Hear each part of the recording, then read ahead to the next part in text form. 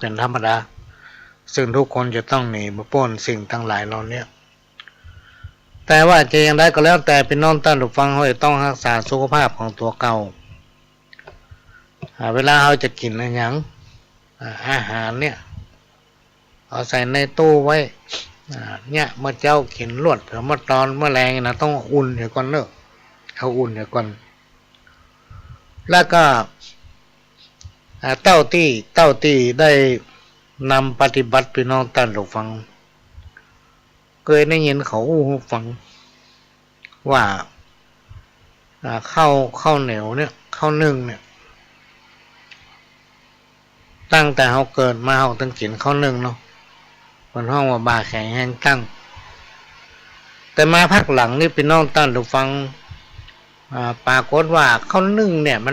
มันมีอย่างเขาของห้องน้ำตาลไขมันอย่างมันนัก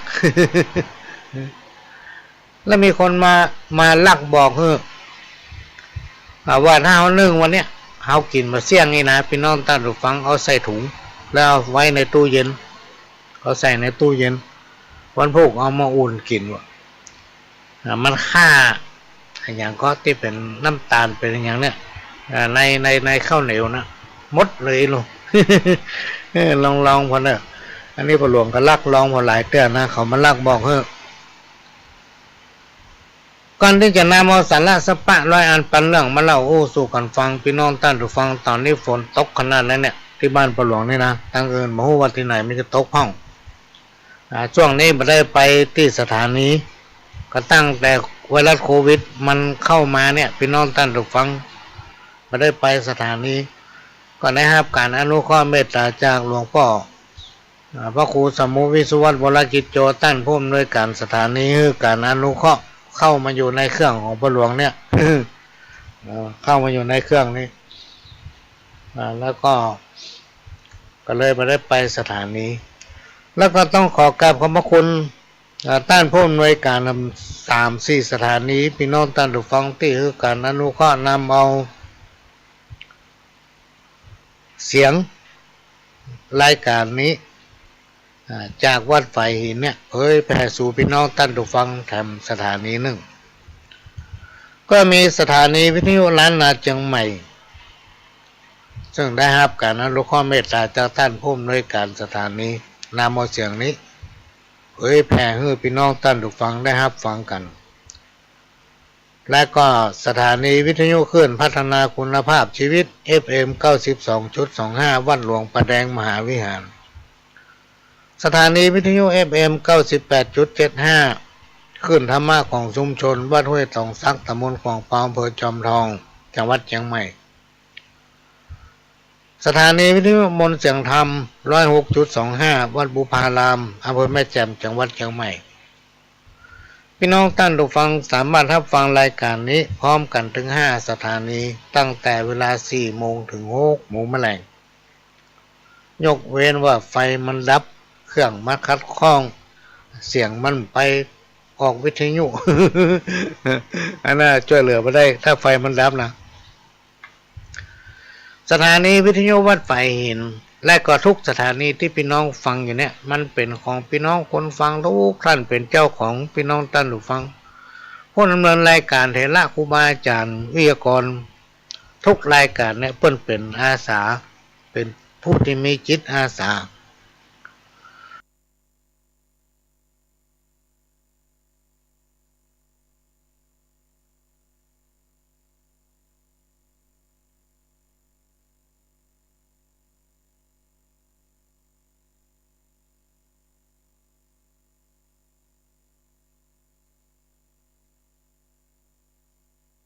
มาพบ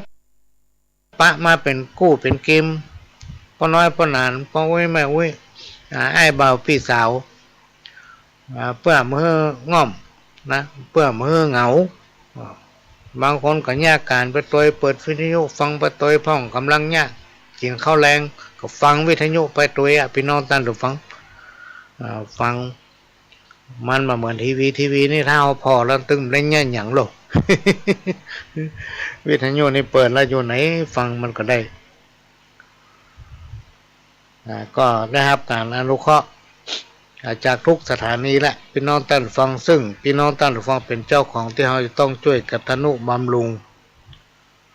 ก็เดียวกับฝนตกก็เดียวกับแดดออกก็เดียวกับลมไม้พี่น้องท่านฟังท่ามมีการทนุบำรุงก็เดียวได้ฟังดักปิ้งดักปิ้ง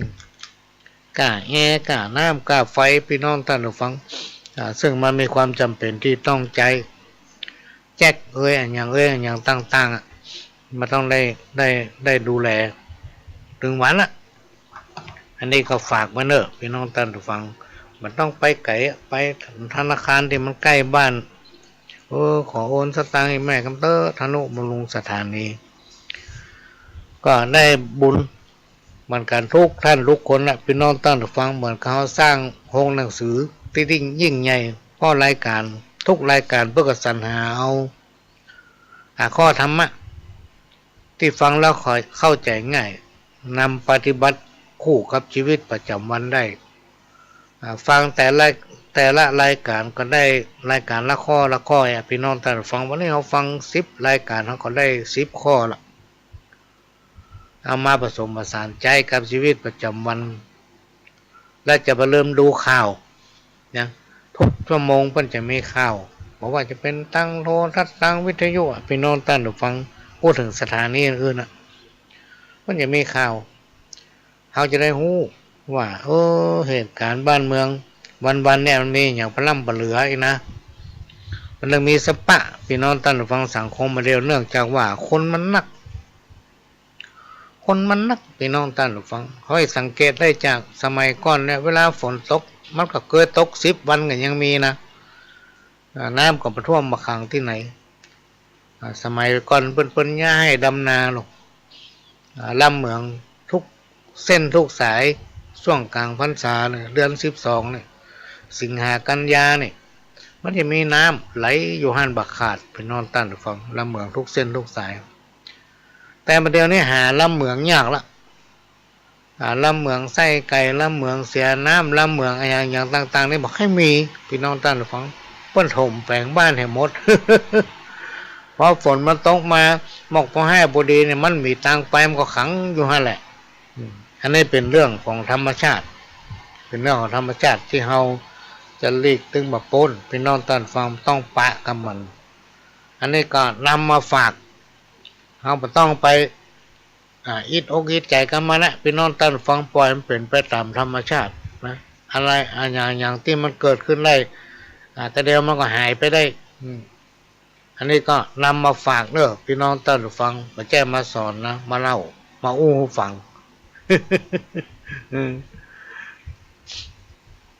กฐิน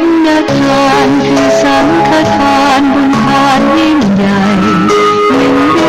ข่าวสารเพื่อการประชาสัมพันธ์ขอเชิญชวนศรัทธานักศีลนักบุญทั้งหลายร่วมงานทำบุญทอดกฐินสามัคคีของวัดร้องอ้อตำบลสันติเชื่ออำเภอเมืองจังหวัดเชียงใหม่ตรงกับวันอาทิตย์ที่6 พฤศจิกายน พุทธศักราช 2565 ขึ้น 13 ค่ำเดือนยี่ทอดถวายกับพระสงฆ์ที่จำพรรษาทวนไตรมาสของวัดร้องอ้อเวลา 9:30 นาทีเป็นต้นไปขอเชิญชวนร่วมงานบุญกฐินสามัคคีของวัดร้องอ้อตำบลสันติเชื่ออำเภอเมืองเชียงใหม่จังหวัดเชียงใหม่ตรงกับวันอาทิตย์ที่ 6 พฤศจิกายน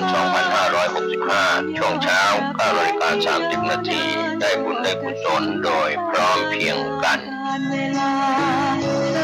มนุษย์สมบัติสวรรค์สมบัตินิพพานสมบัติ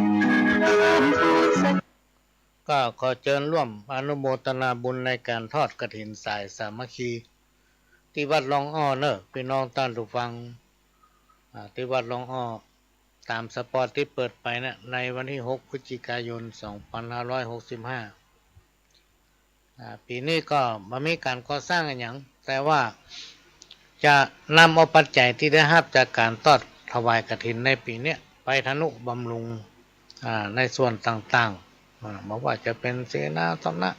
ถาวรวัตถุอย่างต่างๆของวัดพี่น้องท่านผู้ฟังก็จะนำไปทนุบำรุงอันนี้ก็ฝากพี่น้องท่านผู้ฟังศรัทธานักศีลนักบุญทั้งหลายพ่อแม่ศรัทธาสันนิบาตตานเข้า เฮาเพื่อวัดขาดกฐินเพราะเฮามีกฐินมาทุกปีแล้วที่วัดไฟเห็นก็เหมือนกันพี่น้องท่านผู้ฟังถ้ามีโอกาสท่านก็ไปร่วมเพิ่นจะมีช่วงบ่ายเฮาก็ไปช่วงไหนก็ได้ที่เฮามีโอกาสไปอันนี้ก็ขอแจ้งให้ทราบแล้วก็กฐินสายของวัดหลวงอ้อเนี่ยพี่น้องท่านผู้ฟังเฮาได้กำหนดว่าจะต้องได้ปัจจัยตาอันตะอี้ตามกำลังของไผของมันฮู้อยู่ว่าเพราะว่าเศรษฐกิจมันเป็นเงี้ยแต่ว่ามันเป็นประเพณีที่เฮาปฏิบัติมาทุกปีพี่น้องท่านผู้ฟังนี่ก็มาฝากไว้ฝากไปกับพี่น้องท่านผู้ฟังเนอะก็จะมาอ่านข้าวให้ฟังสักบทก่อนข้าวเก่าละเป็นเขียนส่งมาเมื่อละพี่น้องท่านผู้ฟังยอหัตถาทุนสากาดน้อมวางพวงดอกซ่อมนบน้อมมือสาขอยอยื่นน้อมพร้อมทูปบุผาองค์พระปฏิมาวันตาเก่ากลมเก่ากราบพญายมบรมตั้งเจ้าเป็นกรสำเนาก่าวจี้ม่อนจักไขสารนิทานเรื่องนี้มาครบรอบนี้ปอปึงหูติบตาติบขยิบมาถึงทีวีบันเทิงลื่นเริงกู้ด้าน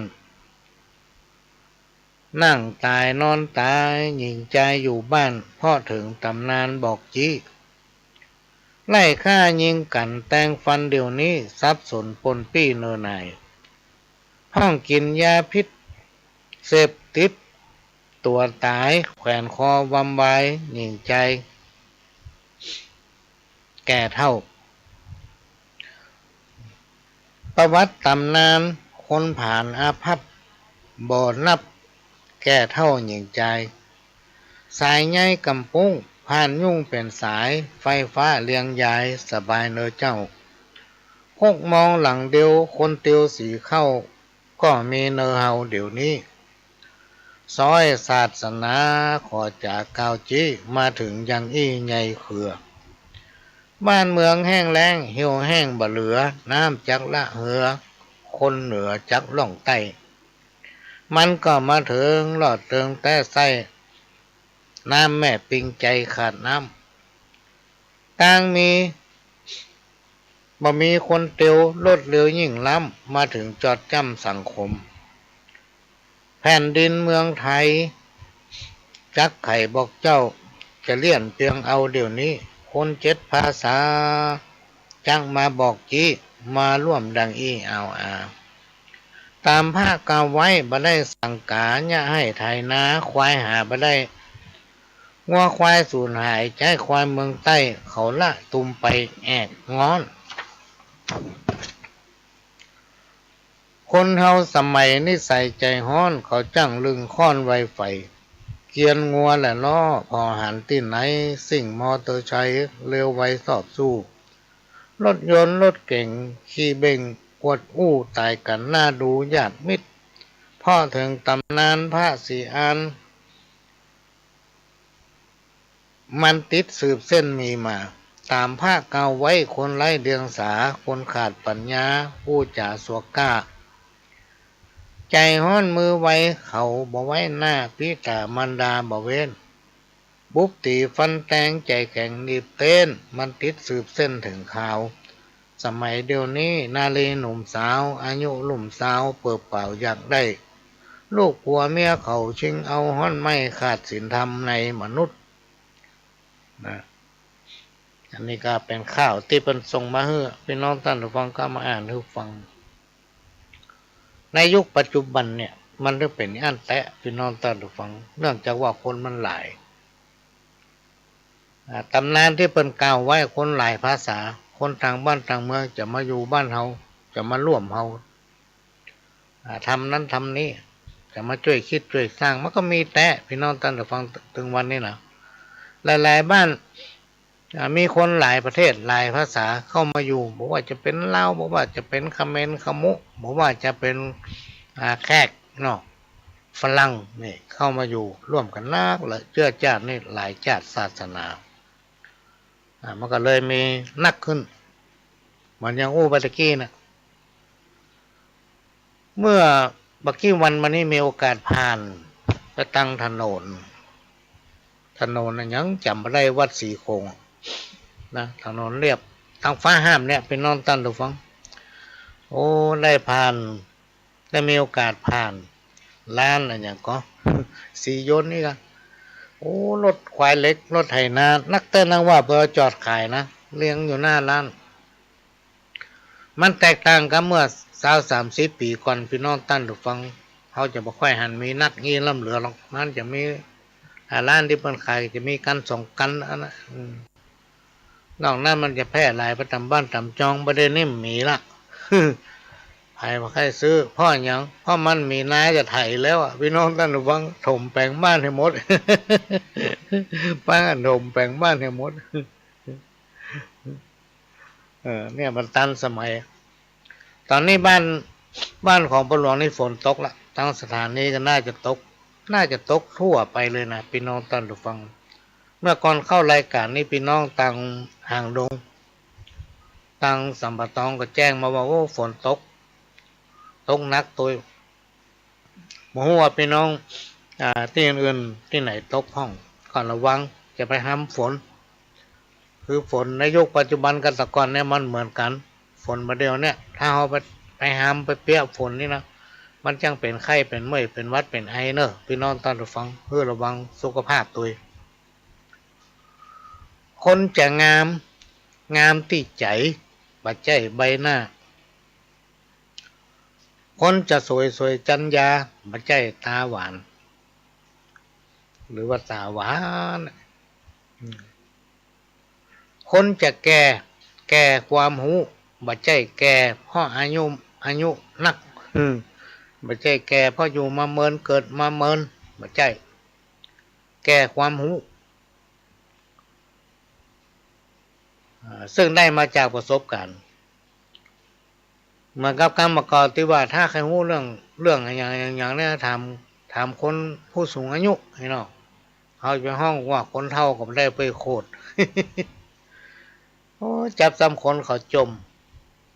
ขนาดเขาย้อมผมจนดำมิกนั่นนะก็ห้องเขาลุงอยู่นี่หรอ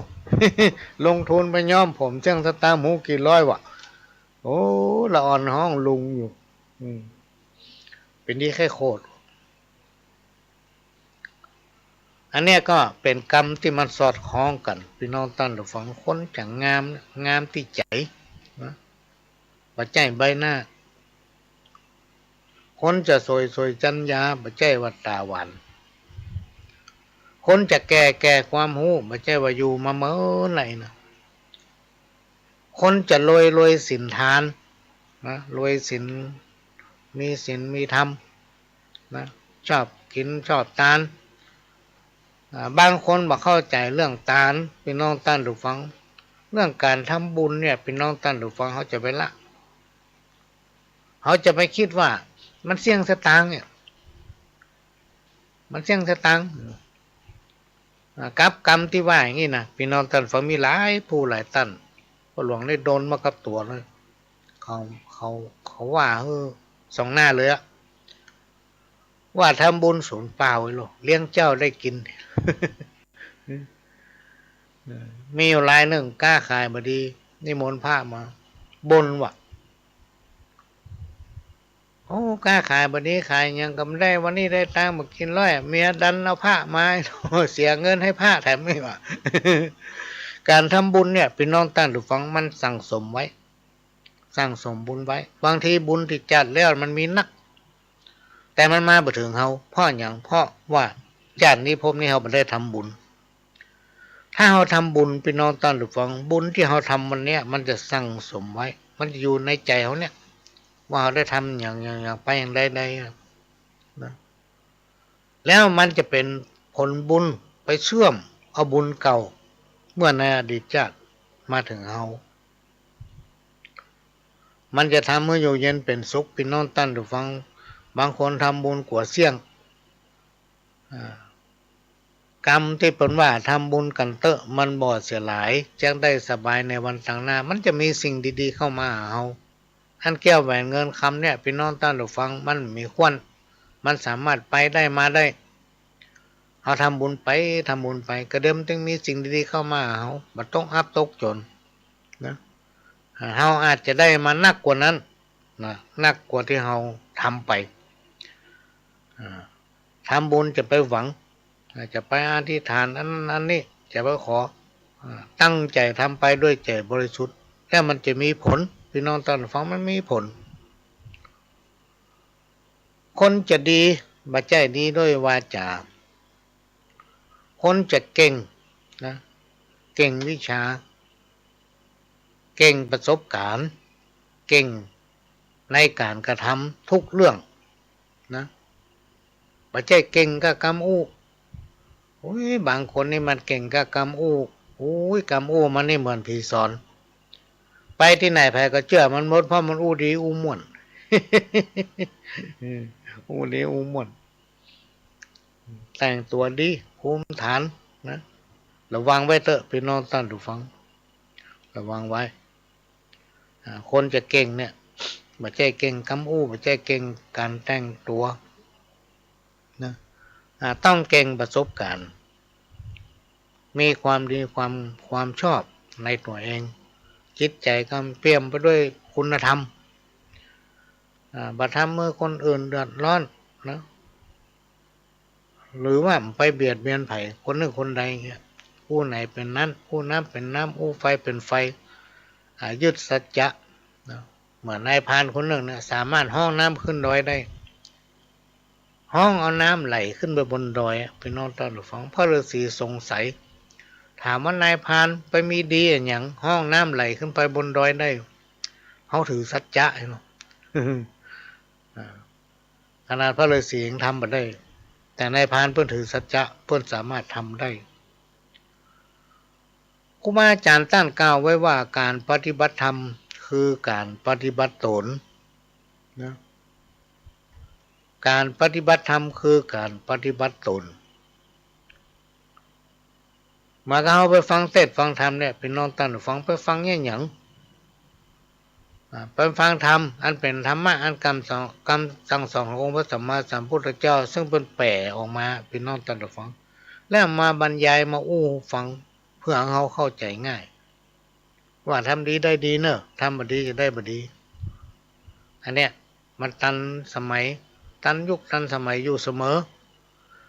ถ้าใครทำดีก็ได้ดีเพราะฉะนั้นการปฏิบัติธรรมเนี่ยพี่น้องท่านฟังมันเหมือนกับเราจะต้องปฏิบัติตัวเก่าเราจะต้องดูตัวเก่าตัวบอกว่าจะเป็นร่างกายและจิตใจนะ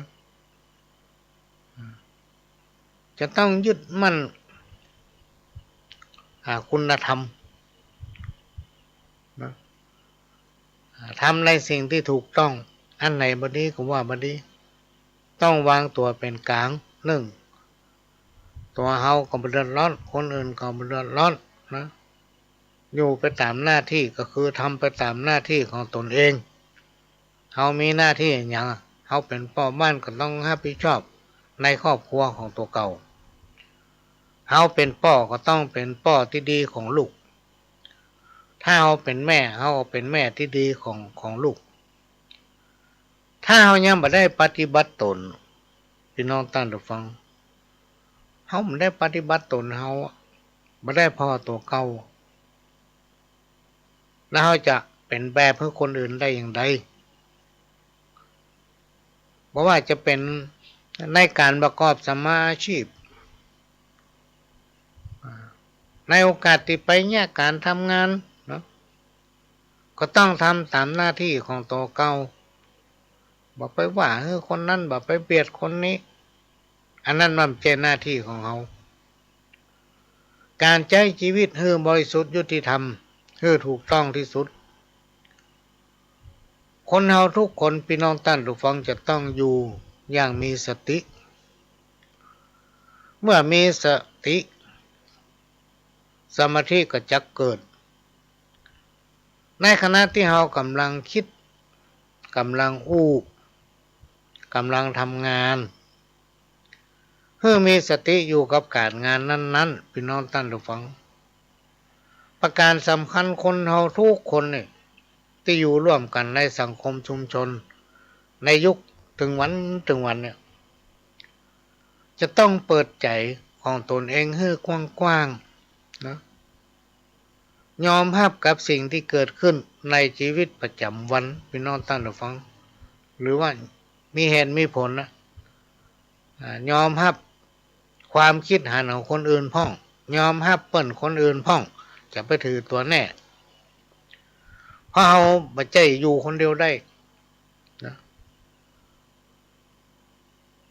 อนิจจังทุกขังอนัตตามันมีไผพี่น้องท่านฟังบอกว่าจะมีอำนาจวาสนาร่ำรวยจะอยู่ในฐานะระดับไหนก็แล้วแต่นี่บ่พ้นกรรมว่าทุกอย่างมันบ่เที่ยงแท้แน่นอนเนี่ยไผถึงหนีบ่พ้นนะเขาจะต้องปะมันบ่วันใดกับวันหนึ่งทุกวิธีก้าวการเดินทางของชีวิตจะต้องพบปะกับนานาปัญหาความสุขความทุกข์มันเป็นธรรมดาต่างจะต้องพบปะสิ่งที่กล่าวมานี้ถ้าคนเราทุกคนยอมรับความจริงพี่น้องท่านผู้ฟังปัญหาที่มันเกิดขึ้นถึงวันเนี่ยเพราะเราไม่ยอมรับความจริงความจริงที่ว่าเนี่ยมันจะมีเหตุมีผลลูกพี่น้องท่านผู้ฟังว่ามาฟังหมอนั่นโอ้อย่างอันมาฟังหมอนี่โอ้อย่างนี้จะมีความจริงก็หาต้องค้นหาเหตุไม่ต้องมีเหตุที่ไปที่มาของมันแล้วเราจะไปยึดติดพี่น้องท่านผู้ฟังกับสิ่งอย่างกระจ้างเตอะที่มันอยู่ในโลกเนี่ยจะไปยึดติดจะไปจริงจังกับมันจนเกินไปนะเพื่อทำตามหน้าที่ของตนเองให้ดีที่สุดสิ่งใดที่มันทำเมื่อเราตุกความตุกจะไปใกล้ เอาหู้อยู่ว่าถ้าเราเข้าไปใกล้มันเป็นทำให้เรามีความทุกข์สิ่งใดที่มันทำให้เราแสลงใจพี่น้องท่านผู้ฟังก็ถ้าเก็บใส่ใจสลัดมันทิ้งเอาขว้างจะไปเก็บมาคิดมันจะทำให้เกิดความทุกข์บ่พอกระวนกระวายทำคิดนั่นจำนั่นคิดนั่นจำนั่นทำให้นอนบ่หลับคนเราถ้านอนบ่หลับเนี่ยพี่น้องท่านผู้ฟังก็เดี๋ยวกินข้าวบ่หลับอ่ะ กินข้าวบ่หลับกูนอนบ่หลับไปที่ไหนเป็นเงาเป็นง่วงการดำรงชีวิตอยู่ถึงวันนี้สิ่งที่คนเฮาปรารถนาก็คือขอให้พ้นจากทุกข์บ่ว่าจะเป็นทุกข์ทางใจทุกข์ทางกายเพราะความทุกข์เนี่ยพี่น้องท่านผู้ฟังเดี๋ยวนะขออนุญาตแป๊บหนึ่งนะพี่น้องท่านผู้ฟังในวันเสาร์ที่29 ตุลาคม 2565ที่วัดฝ่ายหินตำบลสุเทพอำเภอเมืองจังหวัดเชียงใหม่ก็จะมีการทอดกฐินโดยคณะของมหาวิทยาลัยเชียงใหม่ประจำปี 2565ก็ขอเชิญพี่น้องท่านผู้ฟังได้ร่วมอนุโมทนาบุญโดยพร้อมกันเนอะที่วัดฝ่ายหินท่านจะไปช่วงไหนก็ได้แล้วแต่ท่านสะดวกแต่ว่าคณะของเพิ่นคงจะเคลื่อนตอนบ่ายมันแล้วก็ทำอันนึงก็คือที่วัดร้องอ้อพี่น้องท่านผู้ฟังที่วัดร้องอ้อตำบลสันติซ่าอำเภอเมืองจังหวัดเชียงใหม่โดยมีพระชาญชัยกันตาวิโลเจ้าอาวาสซึ่งเป็นลูกคนล่าของพ่อหลวงสว่างเนี่ยในปี 2565 นี้ก็นะครับการอนุเคราะห์เมตตาจากพ่อนายเอียนไว้ซึ่งเป็นฝรั่ง ก็ได้ฮับเป็นเจ้าภาพเก้าในการทอดกฐินสายสามัคคีซึ่งตะวาเนี่ยพี่น้องท่านผู้ฟังก็ได้มีโอกาสได้ไปวัดก็ได้ไปอู้เรื่องมื้อฉันวันดีก็ได้กำหนดวันมาละพี่น้องท่านผู้ฟังกฐินสายสามัคคี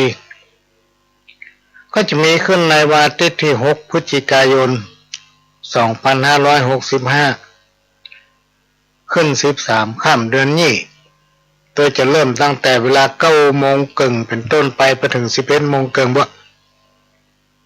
ก็จะได้ขออนุเคราะห์เมตตาจากทางสถานีมาทำการถ่ายทอดแล้วก็จะขออาจารย์เกษตรเพชรสำริดได้อัดสปอตเพื่อประชาสัมพันธ์แจ้งเพื่อพี่น้องเครือข่ายสายญาติธรรมได้ร่วมอนุโมทนาบุญและก็ขอกราบขอบพระคุณท่านเจ้าของและผู้จัดการคณะเจ้าหน้าที่พนักงานของโครงการหมู่บ้านพิมพ์พิสดาใกล้ๆสี่แยกหลุยพอท่านได้หูข่าวก็แจ้งมาว่าขอเขาซองมาให้พงเนอร์จะได้ร่วมอนุโมทนาบุญตัวก็จะไปขึ้นนักด้วยภาวะเศรษฐกิจพี่น้องท่านผู้ฟังช่วงนี้เป็นภาวะเศรษฐกิจบอกค่อยตะใดเขาถึงถ้าเขาบักขยันมันเพียนแต่แล้วเขาบัจ้างกินบัจ้างใจเนี่ย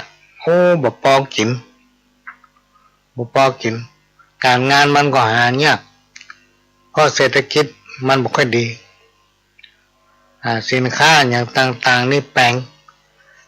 สมัยตะก่อนนี่ผักกาดมัน5 บาทพี่น้องท่านผู้ฟังเฮายังไปต่อพนัก3 มัด10 บาทได้ก่อน เมื่อนี้มัดต้มอย่างว่า10 บาทแล้วก็ปรากฏว่ามีข่าวเกี่ยวกับค่าของเงินมันลดมันจะมีกับบ้านเฮาพี่น้องท่านผู้ฟังมันเดือดร้อนกันไปทั่วโลก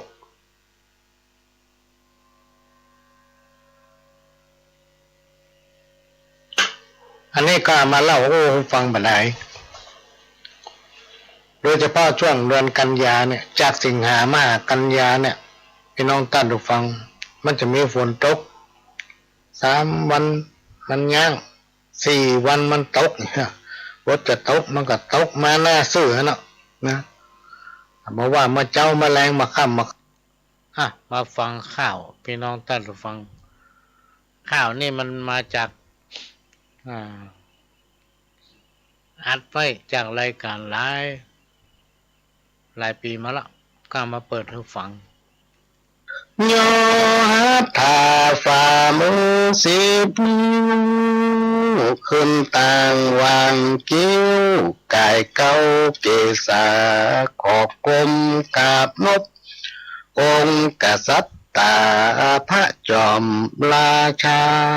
มหาราชเจ้าพระราชประสงค์ขององค์จอมเงา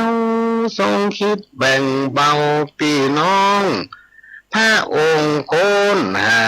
ปัญหาปากท้องให้อยู่ถูกต้องพอดีรายได้เฮาน้อยก้อยอดขันตีใจจ่ายพอดีบ่มีอยากกัน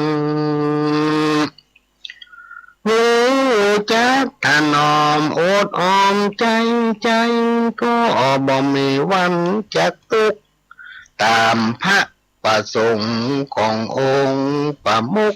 ตามตัดสอนให้เฮาฟังอย่าไปฟุ้งเฟ้อเหิมเกินหวังเลี้ยงชีพจีวังปลูกฝังเลี้ยงไสก็จะมีกินพอเพียงอยู่ได้บ่เปลืองเงินไปจ่ายซื้อจีนป่าพุทธจาคาบมือก็ลดหย่อนหือพอควร ปลูกผักปลูกไม้ไว้ในให้สวนพร้อมกับจักจวนพี่น้องเจ้าบ้านจะได้แก้ขาดประหยัดหลายน้ำถือเอาเป็นงานเสริมกล้ามผ้านุ่งคัวใบอันใดแปลงล้ำบ่จำเป็นต้องไปเอาซื้อแม่นุ่งใจมอกใจใดกับเขาเฮาก็เลือกเอามอกเฮาใจใดบ่ต้องเกือกไผ่คนใดเหนือใต้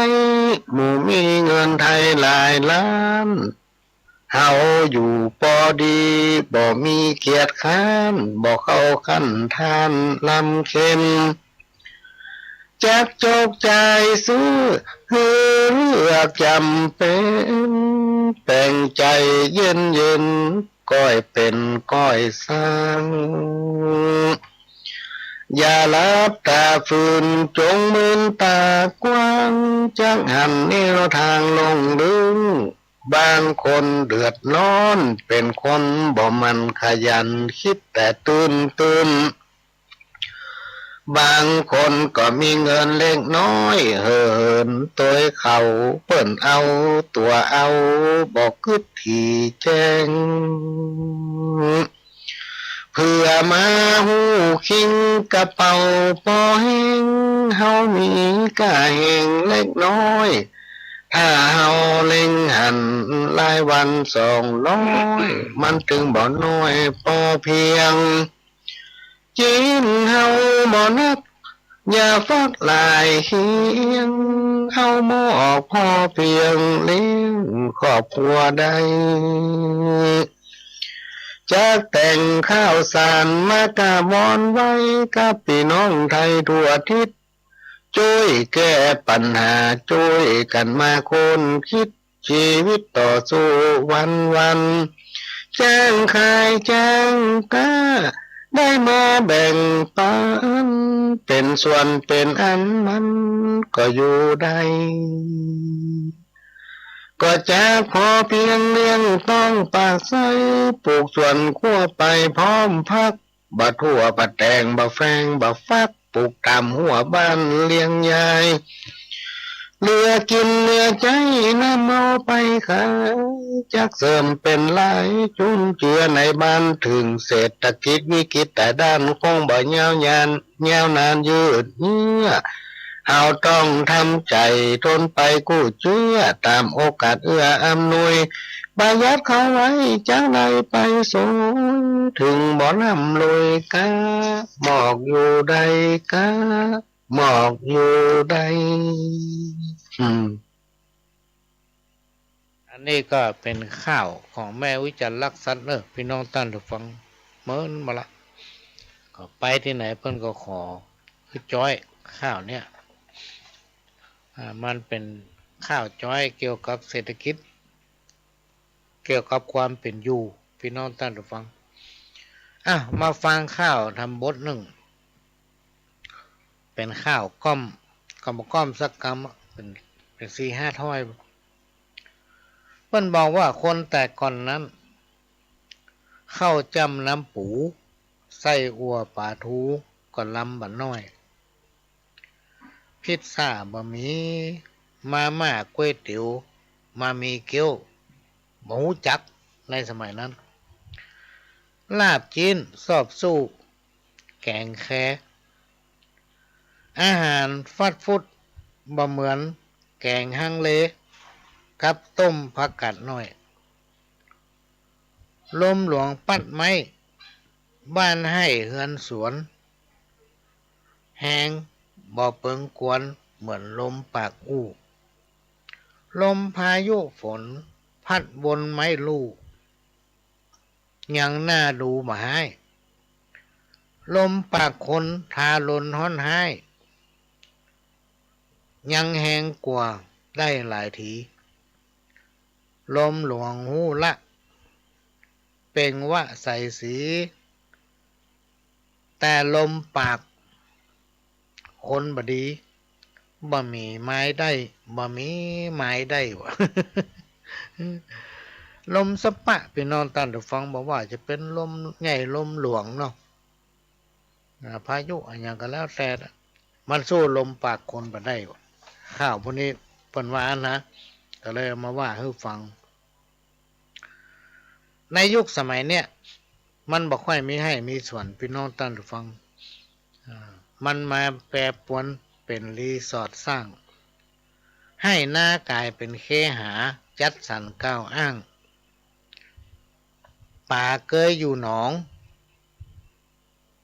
ป้อหมองตำก้อยลอยขึ้นขายห้างเป็นแปรตั้งนาเดี๋ยวนี้บ่มีดินแหงนาปังแมลง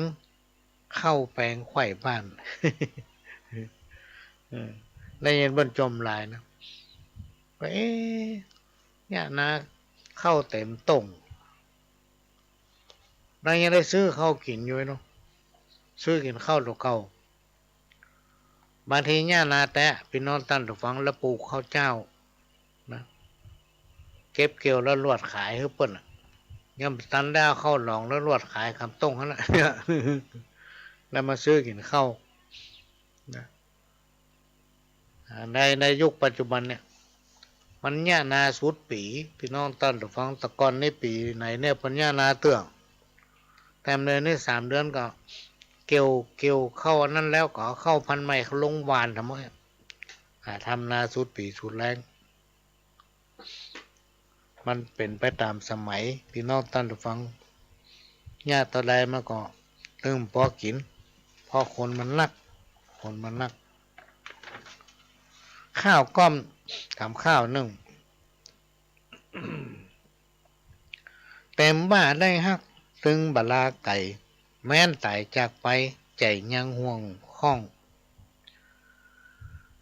จักเป็นนกเป็นหนู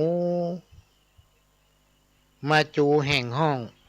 ล่าเล่นกวยมองบัญญังบ่คอล่าไก่มาใจบ่อยครั้งก็หิมป่องตั้งหิมนอนส่งเสียงขับร้องกล่อมเจ้านอนหมอนห้ำหาอาวรกล่อมนอนเต้าแจ้งกล่อมนอนเต้าแจ้งนี่หรออันนี้ซ่อหาตี้นั่นแหละเดี๋ยวละอ่อนจากงสติ๊กยิงหัว ทำกรรมหนึ่งแสนกรรมว่าฮักล้านกรรมสิเนหาบ่เต้ากรรมลาที่นายตัดก้มเปรียบเหมือนปูป่ามาโดนใส่ซ่อมเจ็บตึงหลังหอมเสียบกัดเกยอู้ผู้จ๋ามาตุมตอดสัตละปานอันฝุ่นดิน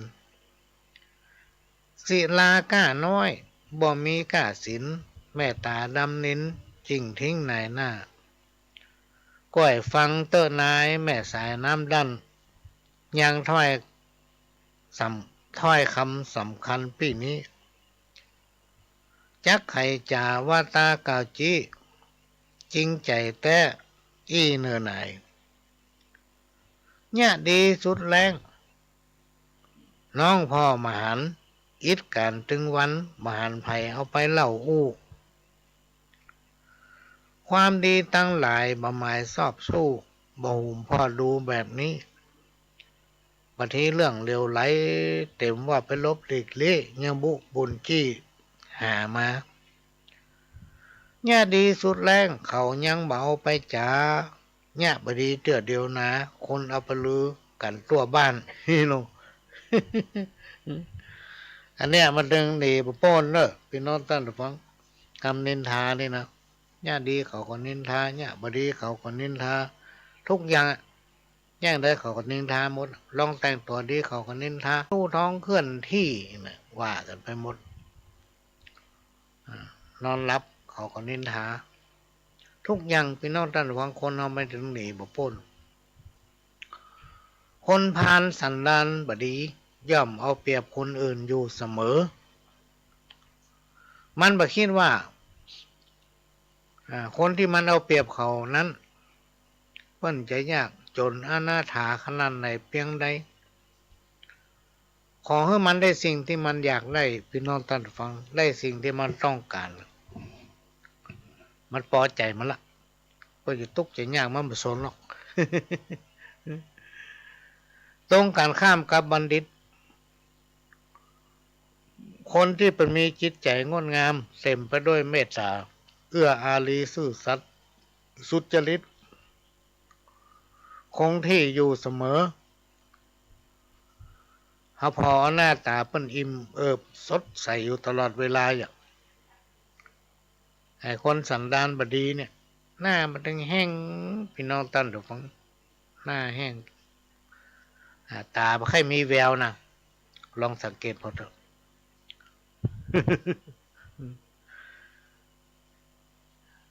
แทนประการหนึ่งคนผู้ใดที่มีปัญญาลักแหลมมีความฉลาดนะย่อมตั้งตัวได้แม้นว่าจะมีทรัพย์สินเงินทองเพียงเล็กน้อยก็สามารถทำคุณประโยชน์ให้กับสังคมที่ตนเองได้อยู่อาศัยแต่ถ้าหากคนผู้ใดเป็นคนที่มีสติปัญญาเฉลียวฉลาดหู้มัดอันอย่างมันหู้มัดแต่กลับใจสติปัญญาของตนเองไปในทางที่ผิดหลอกลวงคนอื่นนะหลอกลวงคนอื่นจุคนอื่นเอาความฉลาดเอาสติปัญญาตัวเก่านะไปจุขินเปิ้นคนประเภทเนี้ยพี่น้องท่านผู้ฟังครูบาอาจารย์บอกว่ามันหนีบ่พ้นวันใดวันหนึ่งมันจะต้องประสบกับความวิบัติข้อกรรมอย่างนักนี่หรอก ถ้าเมื่อใดวันใดวันหนึ่งมันตายไปนะยมบาลจะวัดหัวมันจะกอกวัดหัวมัน บาปบุญคุณและโทษเนี่ยพี่น้องท่านผู้ฟังจำไว้เถอะบอกให้ลูกให้หลานมันมีและมันมีจริงมันมีจ้านหน้าที่ไม่มาตันเฮาอ่ะมันมีจ้านเนี้ยมันเหมือนเงาติดตามตัวเฮาเนี่ยพี่น้องท่านผู้ฟังบางสิ่งบางอย่างคนอื่นบ่ฮู้แต่ตัวเฮาฮู้นะมันเป็นความจริงพี่น้องท่านผู้ฟังคำว่าบาปบุญคุณและโทษเนี่ยตะกอนพระหลวงก็ไปเชื่อนะแต่ปัจจุบันเฮาพอละมันมีแต่ถ้าเกณฑ์ชะตาเฮาตกมาได้มันตันทันทีเลยบัดถ้าไปแก้มันดึงแก้บัดตก จะเอาเหตุผลที่ไหนมาล้างมันถึงมันได้ไปถึงบ่ฟังนะการเกณฑ์ชะตาตกแล้วคนใดโกงเปิ้นแถมมาเหมือนพี่น้องท่านผู้ฟังเปิ้นก็จะมาโกงมันก็เหมือนกับมันไปโกงเปิ้นมานะกันเดียวเปิ้นก็มาโกงมันไผที่จ้างชอบไปล่อลวงเปิ้นพี่น้องท่านผู้ฟังแถมมาเหมือนเปิ้นก็จะมาล่อลวงมัน อันนี้คือสัจธรรมและในโลกอยู่คงที่ผู้ที่มีความกตัญญูกตเวทิตาคุณรู้จักพระคุณผู้ที่มีพระคุณและมีความขยันหมั่นเพียรเนี่ยคนที่เป็นมีความนึกคิดอย่างเงี้ยในธรรมบนบอกว่าเป็นผู้ที่บ่ประมาทในชีวิตนะคนที่มีความกตัญญูกตเวทิตาคุณและมีความขยันหมั่นเพียรย่อมจักประสบความเจริญในชีวิตอย่างแน่นอนนะอันเนี้ยครูบาอาจารย์เป็นว่าไว้ก็ลองสังเกตต้องมาเนอะพี่น้องท่านผู้ฟังเล่าไผว่าน้ำกินล้ำเป็นผีกาญะวาทีเป็นผีบ้าใบยิ่งกินกันถึงวันกินไปใจเป็นขี้เปี้ยไปก็นักกินแล้วตับแข็งอ่อนแหงลมจักตายนักต่อนักลงแรง เว้นได้เว้นไซมีใจเข้มแข็งกาเนี่ยมีแหงเมียแปลงก็สู้เมียแปลงก็สู้ อันนี้มันเลยว่าคิดเล่าเนาะเพิ่นเขียนมาให้อ่านก็ว่าไปตามท้องเรื่องนะกินน้อยๆมันเป็นหยังกินเป็นยาเนาะจับซ้ำคนนี่กินแล้วสาวหัวปิกบ้านโลกบางคนนี่ปิกบ้านบ่ถูก แต่กินนักตึงบดีพี่น้องตั้นดูฟังเป็นบ้าหันมาหลายคนแล้วขณะนี้พี่น้องตั้นดูฟังก็กำลังรับฟังรายการสาระสปะร้อยอันปันเรื่องจากตั้งสถานีวิทยุกระจายเสียงพระพุทธศาสนาแห่งชาติและสังคมขึ้นเพื่อการศึกษาพระพุทธศาสนาและวัฒนธรรม FM 104.50 เมกะเฮิรตซ์วัดฝ่ายหินและนะครับการอนุเคราะห์เมตตาจากต้านผู้อำนวยการทำ4สถานีวิทยุล้านนาเชียงใหม่โดยเฉพาะสถานีวิทยุล้านนาเชียงใหม่เนี่ยพอถึงต้นชั่วโมงเพิ่นจะมีข่าวเนอะพี่น้องท่านผู้ฟังประมาณ10 นาทีก็มาปะกันก็ได้รับการอนุเคราะห์จากต้านผู้อำนวยการของสถานีวิทยุล้านนาเชียงใหม่เนี่ยนำเอาเสียงรายการนี้เผยแพร่สู่พี่น้องท่านผู้ฟังก็ต้องขอกราบขอบพระคุณท่านผู้อำนวยการสถานีเป็นอย่างสูง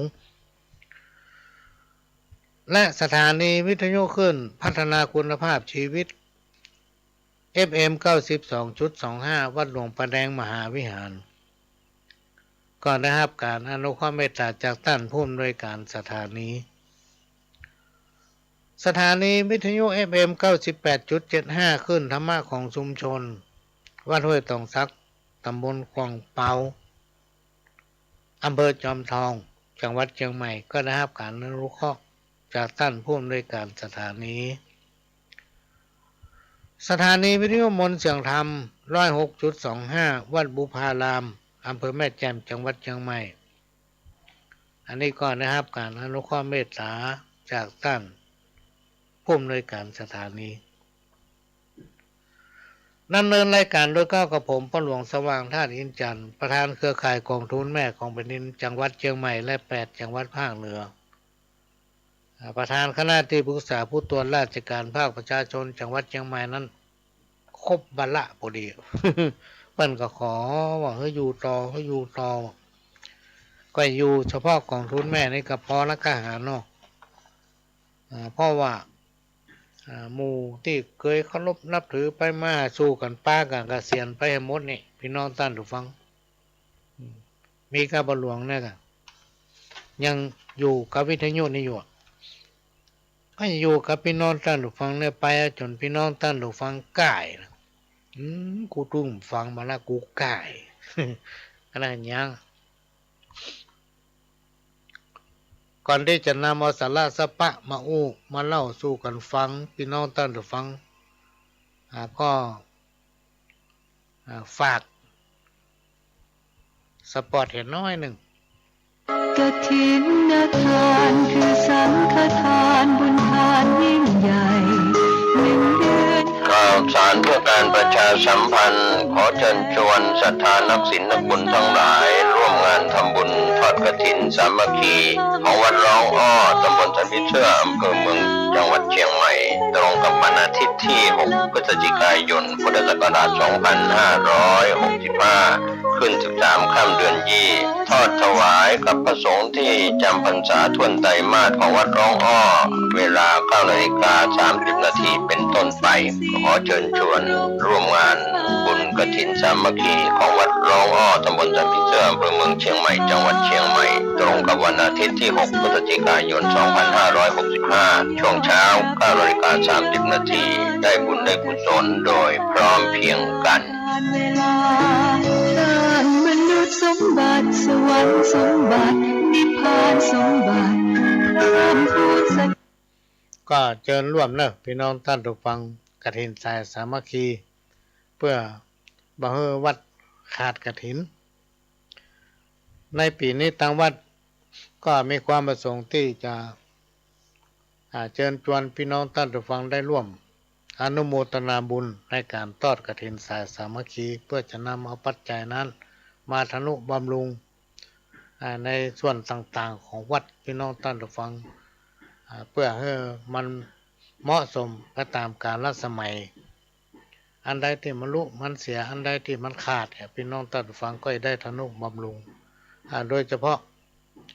เมื่อกี่วันมานี้ข่าวที่เราได้รับกันก็คือว่ามีเจดีย์มีอันนั้นอันนี้ถล่มลงมาพี่น้องท่านผู้ฟังอันเนี้ยสำคัญหลายอันหลายอย่างที่เป็นถาวรวัตถุเนี่ยพี่น้องท่านฟังว่าต้องดูแลรักษาแล้วก็ช่วยกันทนุบำรุง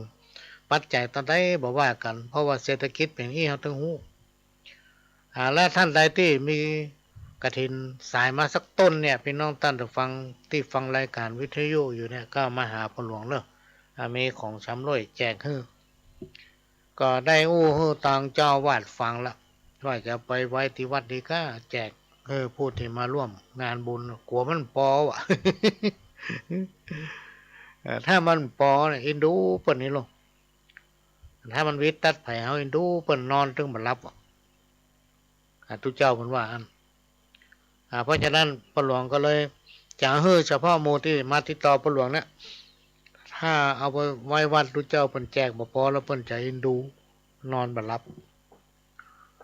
ก็ติดต่อมาแจ้งมาเนอะพี่น้องท่านฟังและสำหรับท่านที่ทนุบำรุงสถานีท่านไปธนาคารแล้วโอนสตางค์แล้วแจ้งมาก็จะมีของดีมอบให้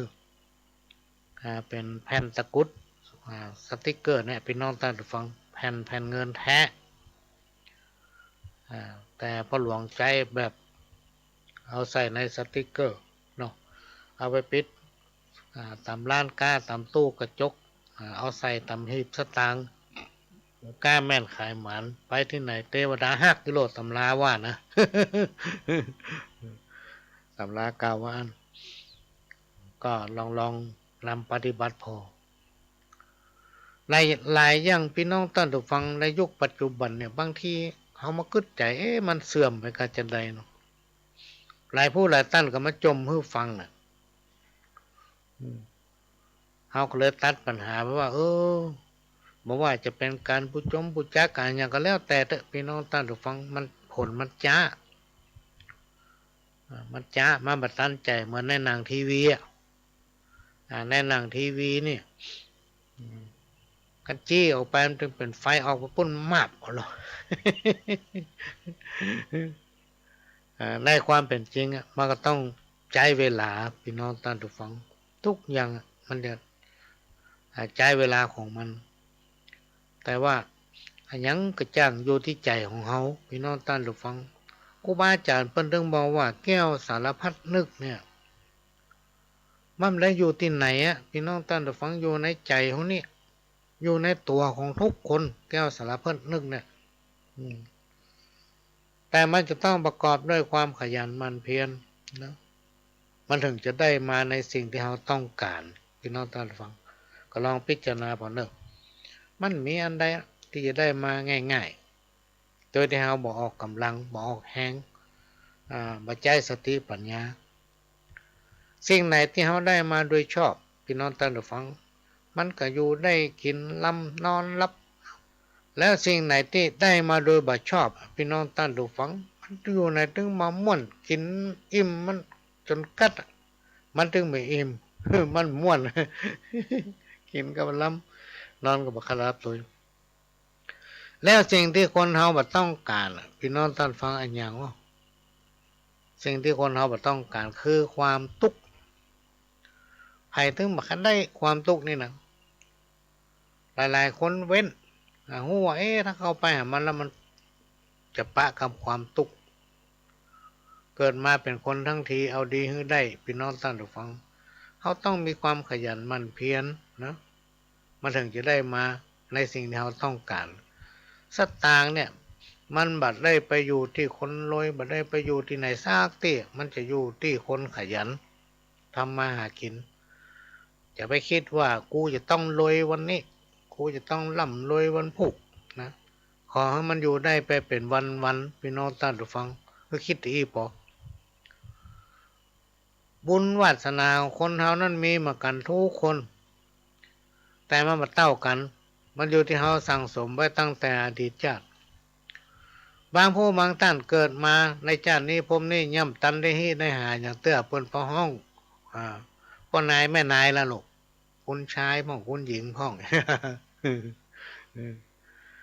พอใหญ่ขึ้นมาให้สวนก็มันเคยเนี่ยกล้าขายว่าเนี่ยมันได้เนี่ยเตื้อมีรถเบนซ์ขี่ล่ะ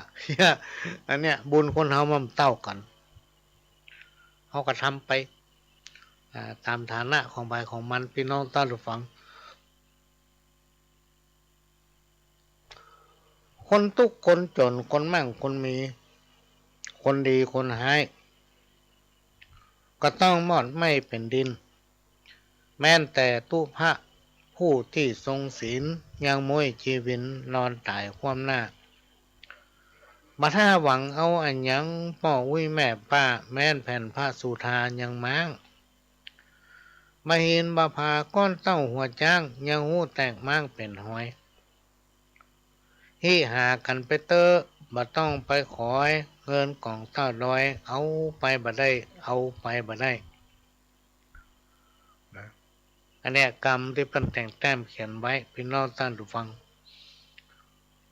ทุกชีวิตเป็นอนิจจังย่อมมรณะเหมือนกันจุผู้บ่มีไผไหนจักไปต่อสู้กับยมประบาลสั้นเต้าเมื่อถึงเวลาบ่ว่าแก่ข้าวหนุ่มเท่าหญิงใจห้อยพระเป็นปุ๊กกันยังจักตายบ่มีสักหลายจักหลีกเว้นได้จักหลีกเว้นได้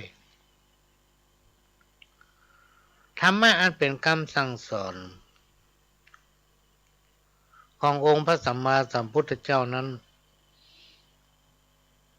สอนให้คนเฮาทั้งหลายพี่น้องท่านฟังฮู้จัก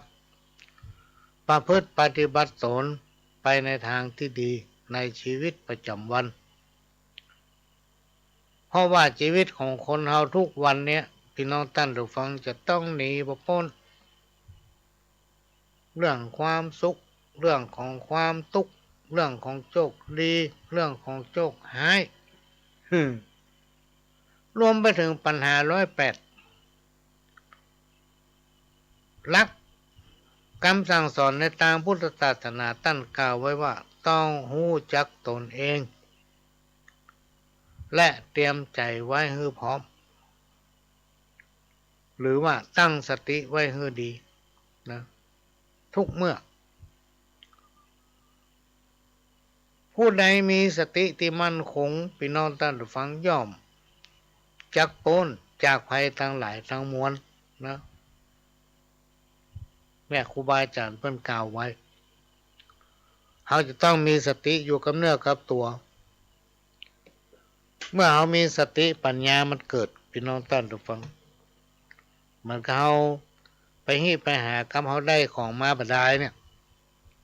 อันใดก็ตามที่เป็นเขาบดายเนี่ยมันมีค่ามันเหมือนกับเขาออกบาออกแหงแล้วเขาได้มาด้วยสติปัญญาของเขาพี่น้องท่านผู้ฟังทำไปเถอะจะไปคิดว่าวันนั้นกูต้องรวยวันนี้กูต้องรวยบางผู้บางท่านมีสตางค์แทนที่เอาไปจ่ายซื้อว่าซื้อกินไปซื้อตะกรรมเอาไปซื้อหวย วันนี้วันที่1นี่บางคนก็สมใจบางคนก็ถูกหวยด้วยความมาตั้งใจไอ้เฮานี่อยากได้ขนาดอยากถูกรางวัลที่1มันตึงบักใกล้กันแล้วถ้าใครมีความหวังอย่างเงี้ยพี่น้องท่านผู้ฟังตุก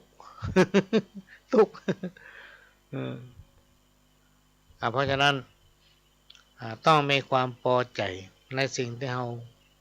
เป็นอยู่ถึงวันเนี่ยพี่น้องท่านผู้ฟังประการสำคัญเฮ้ยต้องช่วยเหลือตัวเก่าเต็มความสามารถเขาจะต้องช่วยเหลือตัวเก่าจนถึงที่สุดพี่น้องท่านผู้ฟังแล้วถึงจะไปขอเปิ้งคนอื่น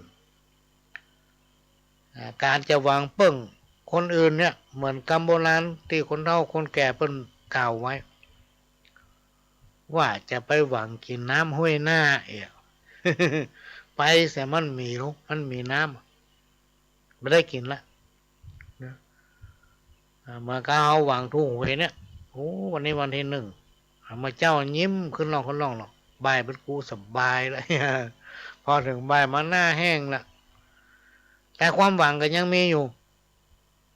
เพราะมันจะมีก็วันที่หนึ่งเนาะวันที่16ยังมีอยู่เนี่ยก้อยแก้ตัวใหม่เนี่ยคนมันคิดอย่างนี้ถ้าไผคิดอย่างเงี้ยคิดผิดพี่น้องตั้นหรือฟังอันนี้ก็มาอู้ฟังบัดนั้นนะก็เลยมาสอนของกินล้ำอยู่ที่คนมักของฮักอยู่ที่คนเปิงใจนะของกินล้ำเนี่ยอยู่ที่คนมักคนที่มันบ่มักมันนึกว่ามันบัดล้ำความฮักขึ้นอยู่กับความเปิงใจของไผของมันพี่น้องตั้นดูฟังนะอาหารจะอร่อยอยู่ที่คนชอบนะแม่ยิงพอใจจะฮักจะชอบกันจะเป็นกิ๊ก จะเป็นเป็นแฟนกันเนี่ยอยู่ที่ความพึงพอใจของแต่ละคนอันเนี้ยเราไม่สามารถบังคับกันได้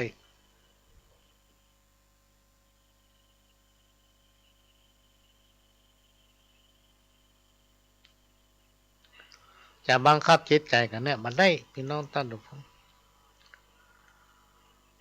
กำข้าวสังคมไทยเปลี่ยนไปนักล้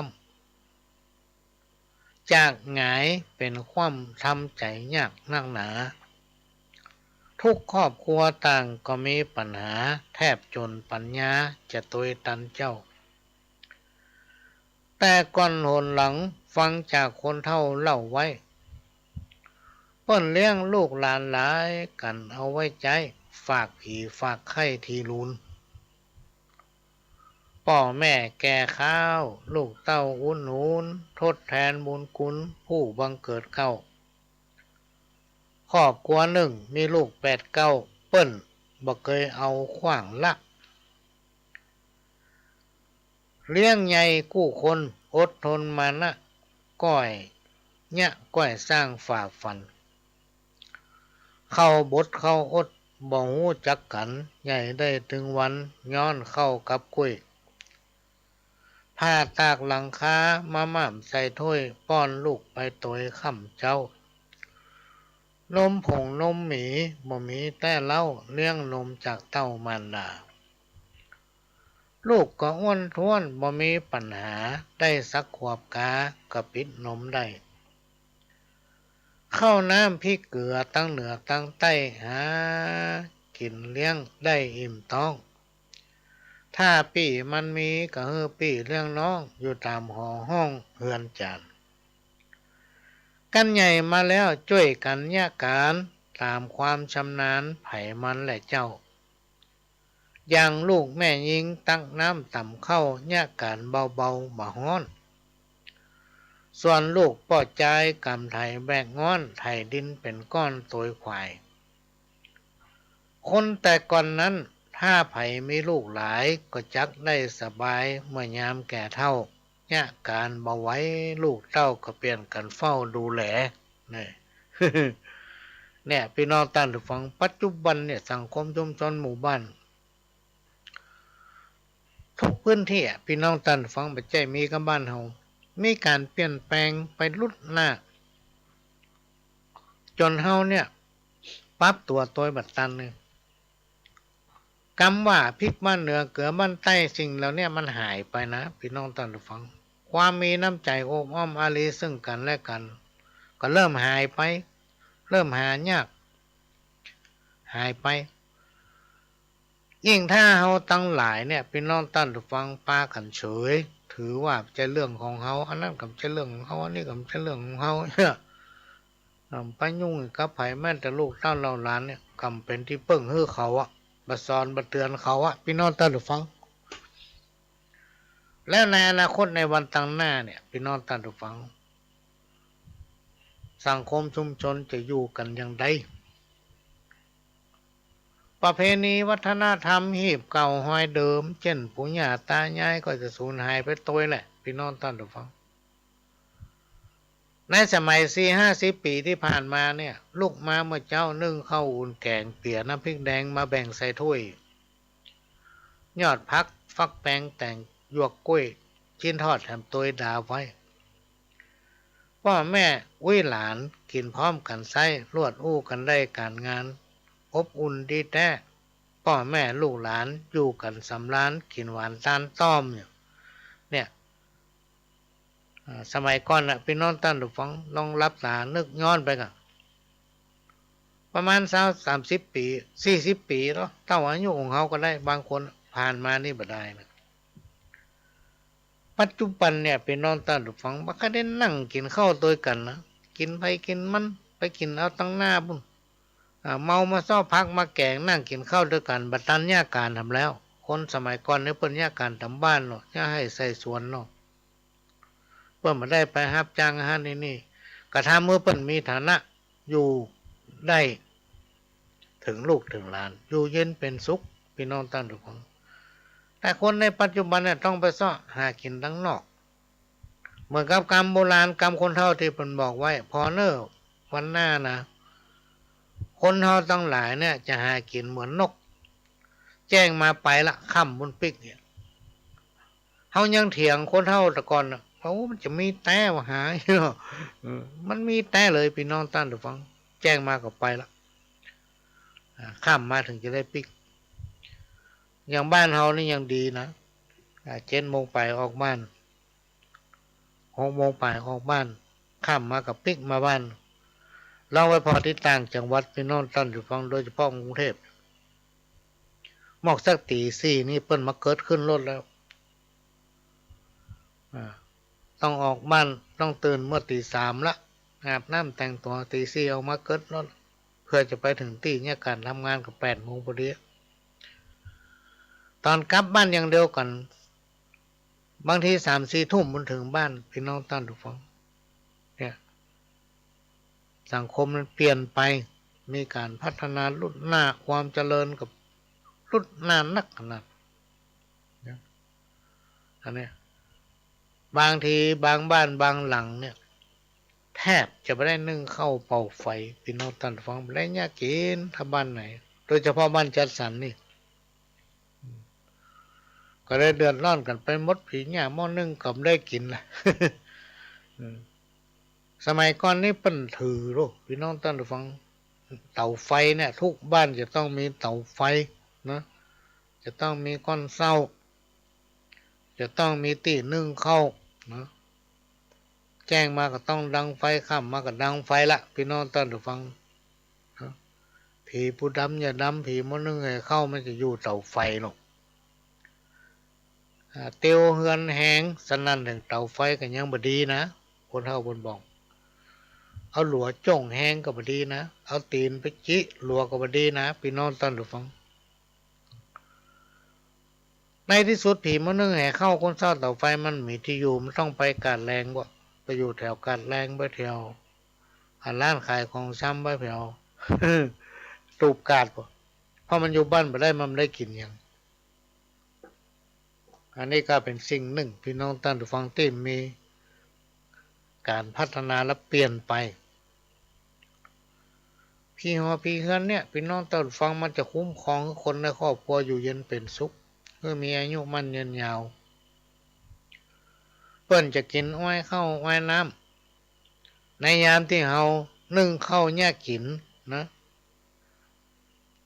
เวลาลูกหลานเจ็บเป็น3 วันดี4 วันให้พออุ้ยไม่อุ้ยก็จะแปลงกำข้าวหมอกหัวไม่มือนี่ไปวางที่คนเศร้าเตาไฟทำหิทำให้นะมาให้บดีบ่เจ็บเป็นอย่างนะพี่น้องท่านผู้ฟังนะเป็นอย่างให้บดีก็หายอันนี้เป็นเรื่องที่เอามาเล่าโอ้โหฟั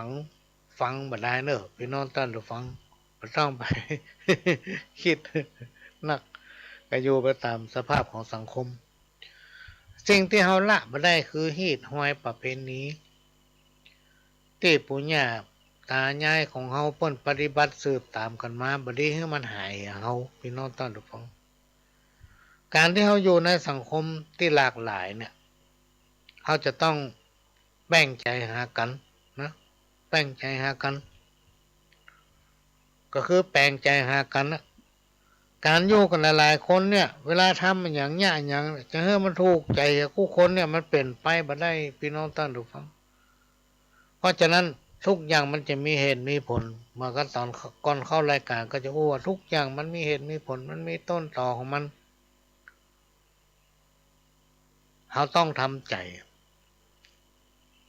เพราะถ้าเราไม่ได้ทำบุญร่วมกันมาในตั้งแต่อดีตชาติพี่น้องท่านผู้ฟังเกิดมาในชีวิตนี้ย่อมจำได้พบปะกัน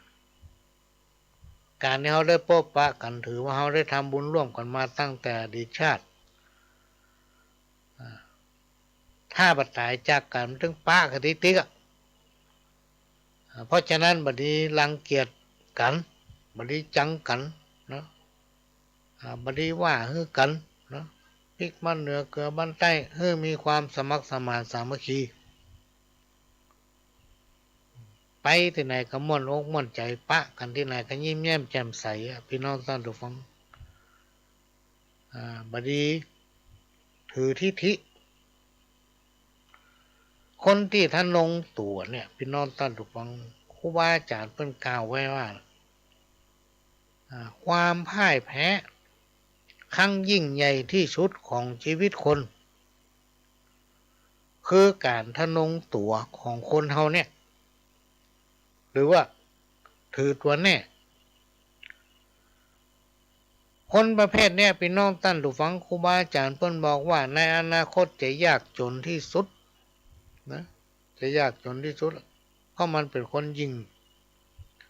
เป็นคนที่ทะนงตัวบ่ถ่อมตัว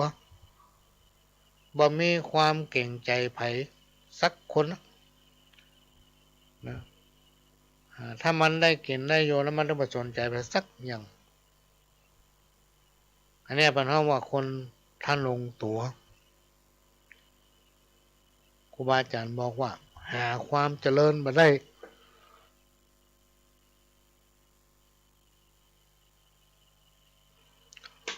สวยงามที่สุดของชีวิตคือความจริงใจคนที่มีความจริงใจต่อกันเนี่ยพี่น้องท่านฟังมันหายากมันหายากตั้งแต่ห่อเข้าไปซ่อหาเถอะคนที่มีความจริงใจต่อกันนี่นะมันหายากซ่อหาบ่ค่อยปะ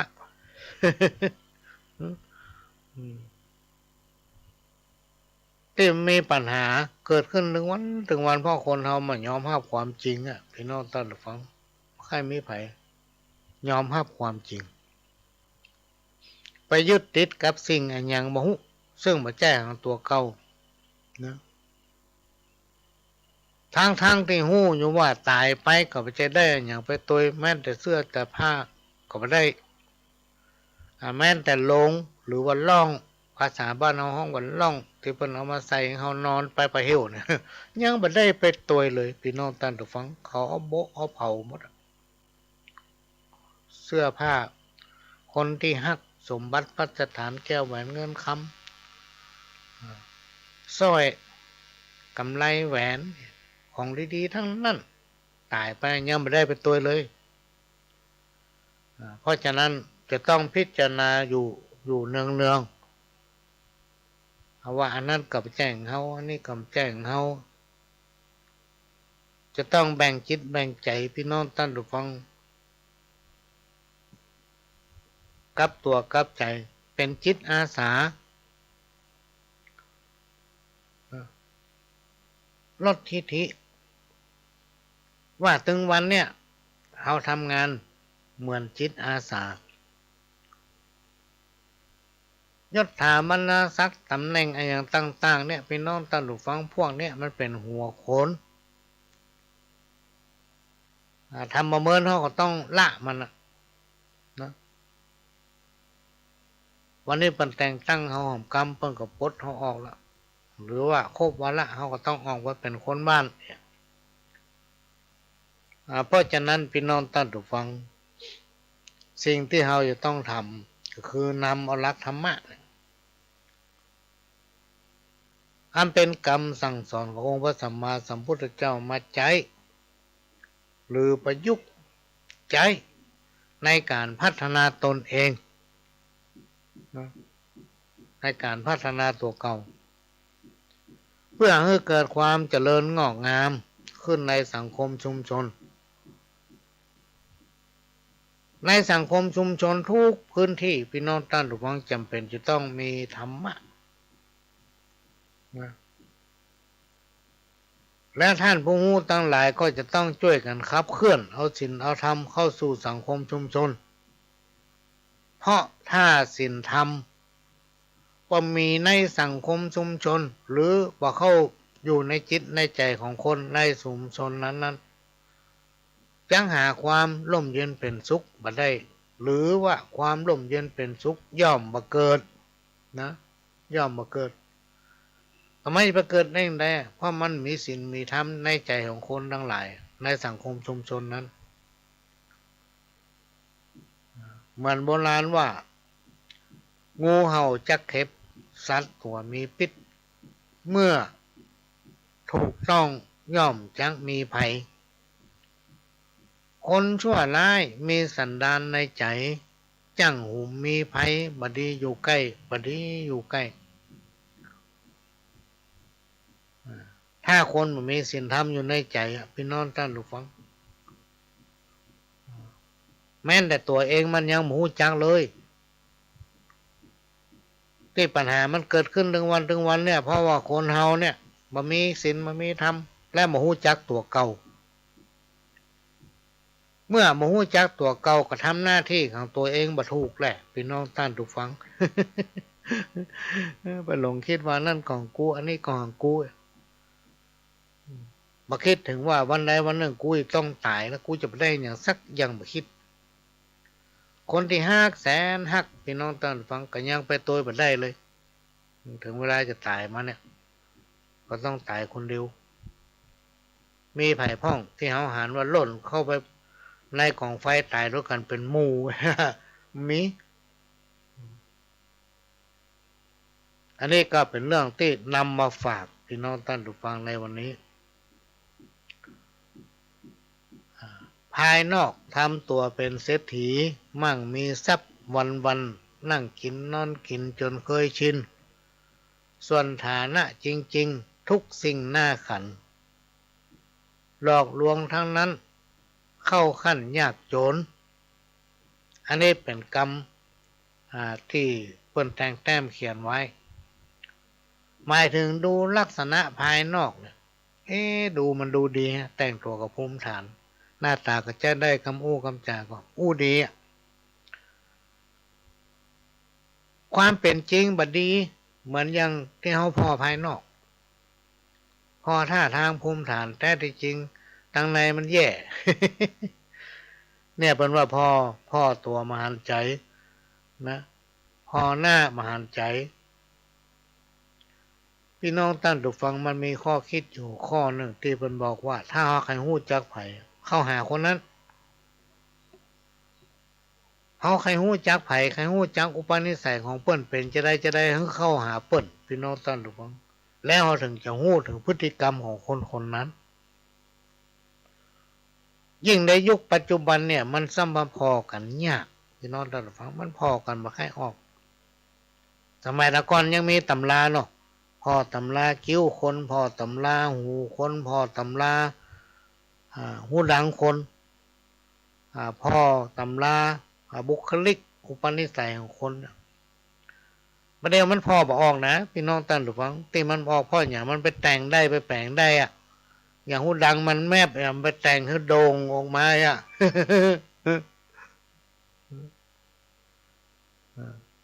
หูดังมันแมบมันแต่งโด่งออกมากิ้วมันมามีอ่ะพี่น้องท่านฟังมันไปซับให้มันมีกิ้ว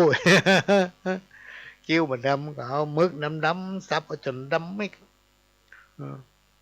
ปากมันมางามมันไปแต่งไปเสริมได้กลางมันวิทย์มันก็ไปแต่งไปเสริมได้มันพอกันบ่ออกในยุคปัจจุบันเนี่ยเพราะฉะนั้นเราจะต้องดูถึงอุปนิสัยพี่น้องท่านผู้ฟังถ้าเอาคุก คุกคีกับไผ่นะเขาจะรู้จักคนนั้น10 ปากว่าพระเต้าตาหัน10 คนอื่นมาอู้ฟังพระเต้าเขาเข้าสัมผัสคนเดียวอวดตัวว่าดีมีความสัตย์แต่อู้จ๋าตะบัดบ่เป็นความจริงแต่งถือศีลกินเจแต่จริงหันเหทุกสิ่งหากไผหวังพึ่งพิงย่อมจักพบไผอันนี้หมายถึงว่าพอภายนอกเป็นคนที่มีความประพฤติในสายตานะมันดีแต่ภายในจิตใจนั้นพี่น้องท่านผู้ฟังในใจของมันเนี่ยความชั่วเต็ม100%นะ ความชั่วมันนะ100%นะอันเนี้ยครูบาอาจารย์เพิ่นบอกว่าถ้าใครหู้จักไผเข้าหาคนนั้นหลงหลงสารพัดจากอัตตาตนลงใจเจ้าคนจังโดนถูกต้มจังโดนถูกต้มอันเนี้ยพี่น้องท่านฟังแล้วไผฟังข่าวติดตามข่าวคนมันโดนหลอกโดนต้มนัก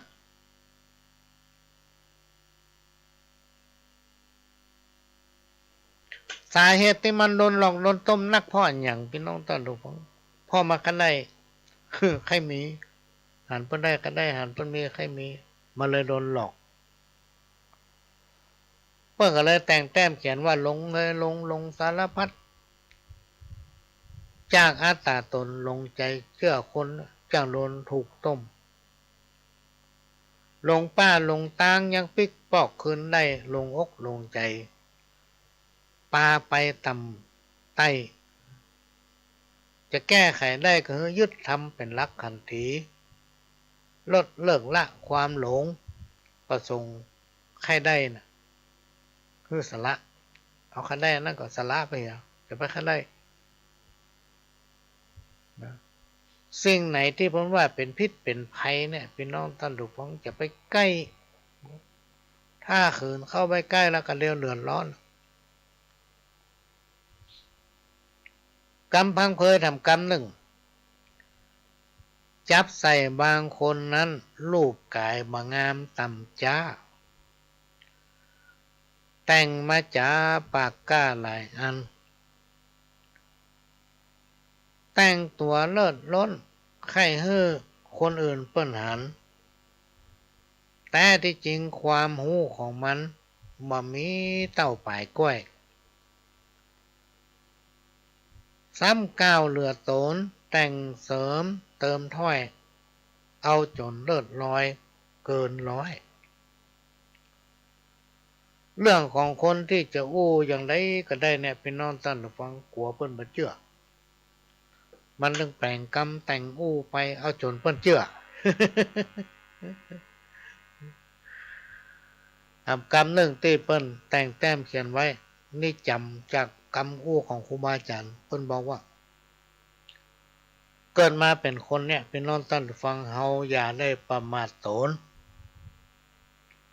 อย่าได้ประมาทตนเก่าหรือว่าตัวเก่าแม้นว่าไผจะดูแคว้นว่าต่ำจ้ามีปัญญาน้อยความรู้ของมันบ่ได้ประมาทตัวเก่าเพื่อใช้สติพี่น้องท่านผู้ฟังถ้าเรามีสติก็เดินเรื่องผ่านพ้นไปได้อย่างต่างๆเนี่ยกรรมโบราณเพิ่นถึงว่าขี้ค้านอ่านเขียนย่อมตกต่ำจ้าความรู้บ่เอื้ออำนวยบ่มีความรู้เต็มว่ารูปร่างจะสวยมาหวังไข่รวยจักเอาไหนได้บ่มีทรัพย์สินเงินทองบาทได้จะมีคนใดเป็นมิตร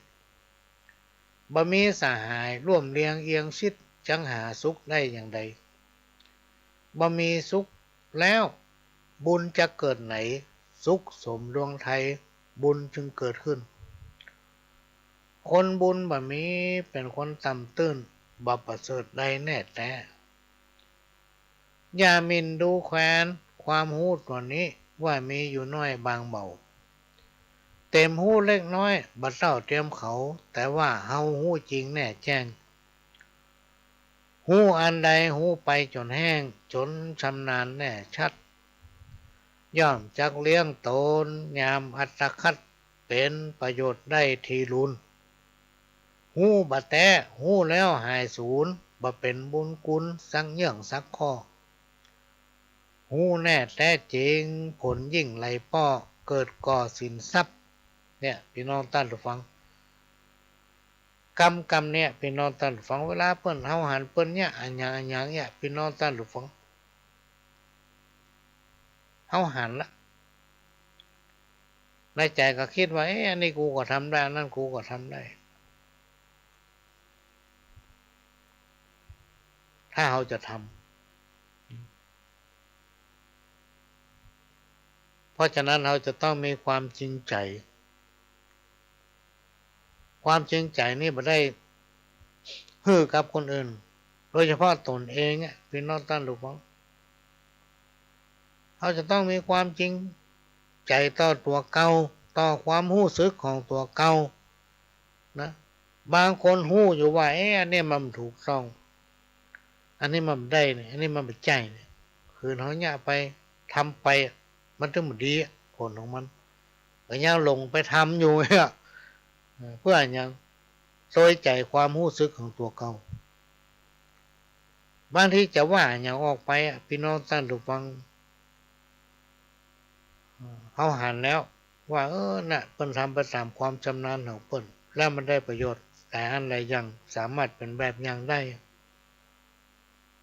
เมื่อเขาทำโดยเปิ้นมาได้เขาซ้ำไปดูถูกเปิ้นทำอันยังที่เปิ้นทำไปบดีสักอย่างสักข้อ เรื่องสู้เขาไม่ได้อันใดมันหู้มดแต่มันเหมือนเนี่ยพี่น้องท่านฟังมันมาทำอันเนี้ยระวังอันตรายเพราะฉะนั้นเขาจะต้องเป็นคนที่พิจารณาตัวเก่าว่าขณะนี้เขาอายุเท่าใดละแล้วเขาจะอยู่ไปทำสักกี่ปีถึงวันเนี่ยเขามีกับตัวเขาคนเดียวเขามีลูกมีหลานมีพี่มีน้องอยู่ในสังคมชุมชนตัวเขาก่อยพี่น้องท่านผู้ฟังสิ่งในที่เขาฝืนใจทำหันว่ามันบดีอย่าไปทำอันใดที่เขาคิดว่ามันบดีแล้วเขาบัดทำมันจะเป็นภาระอานิสงส์ไปถึงลูกถึงหลานนะถึงลูกถึงหลานปุ๊บตายไปเขาก็จะเล่าไว้แต่ถ้าเขาเป็นยังฝืนทำอยู่พี่น้องท่านผู้ฟังซ้ำไปสอนลูกสอนหลานทำอย่างนั้นทำอย่างนี้ทั้งแต่แนวหูมันบดีอันเนี้ยเป็นบ่อเกิดแห่งความบดีทั้งหลายทั้งพวงถ้าเขาหยุดได้พี่น้องท่านผู้ฟังถือว่าเขากลับใจไงแต่ถ้าเขาหูมันบดีเขายังทำปฏิทินอันนั้นเป็นเขาเป็นสันดานละเป็นสันดานการมาเก่าวันนี้ไม้ต้นเดียวบ่เป็นกอปอต้นเดียวบ่เป็นเราเรียบได้เหมือนคนเฮาเนี่ยพี่น้องท่านผู้ฟังบ่สามารถที่จะเนี่ยอันยังหรือว่าจะอยู่ตามลำพังคนเดียวได้และบ่สามารถทำอันยังที่เป็นงานใหญ่ได้สำเร็จ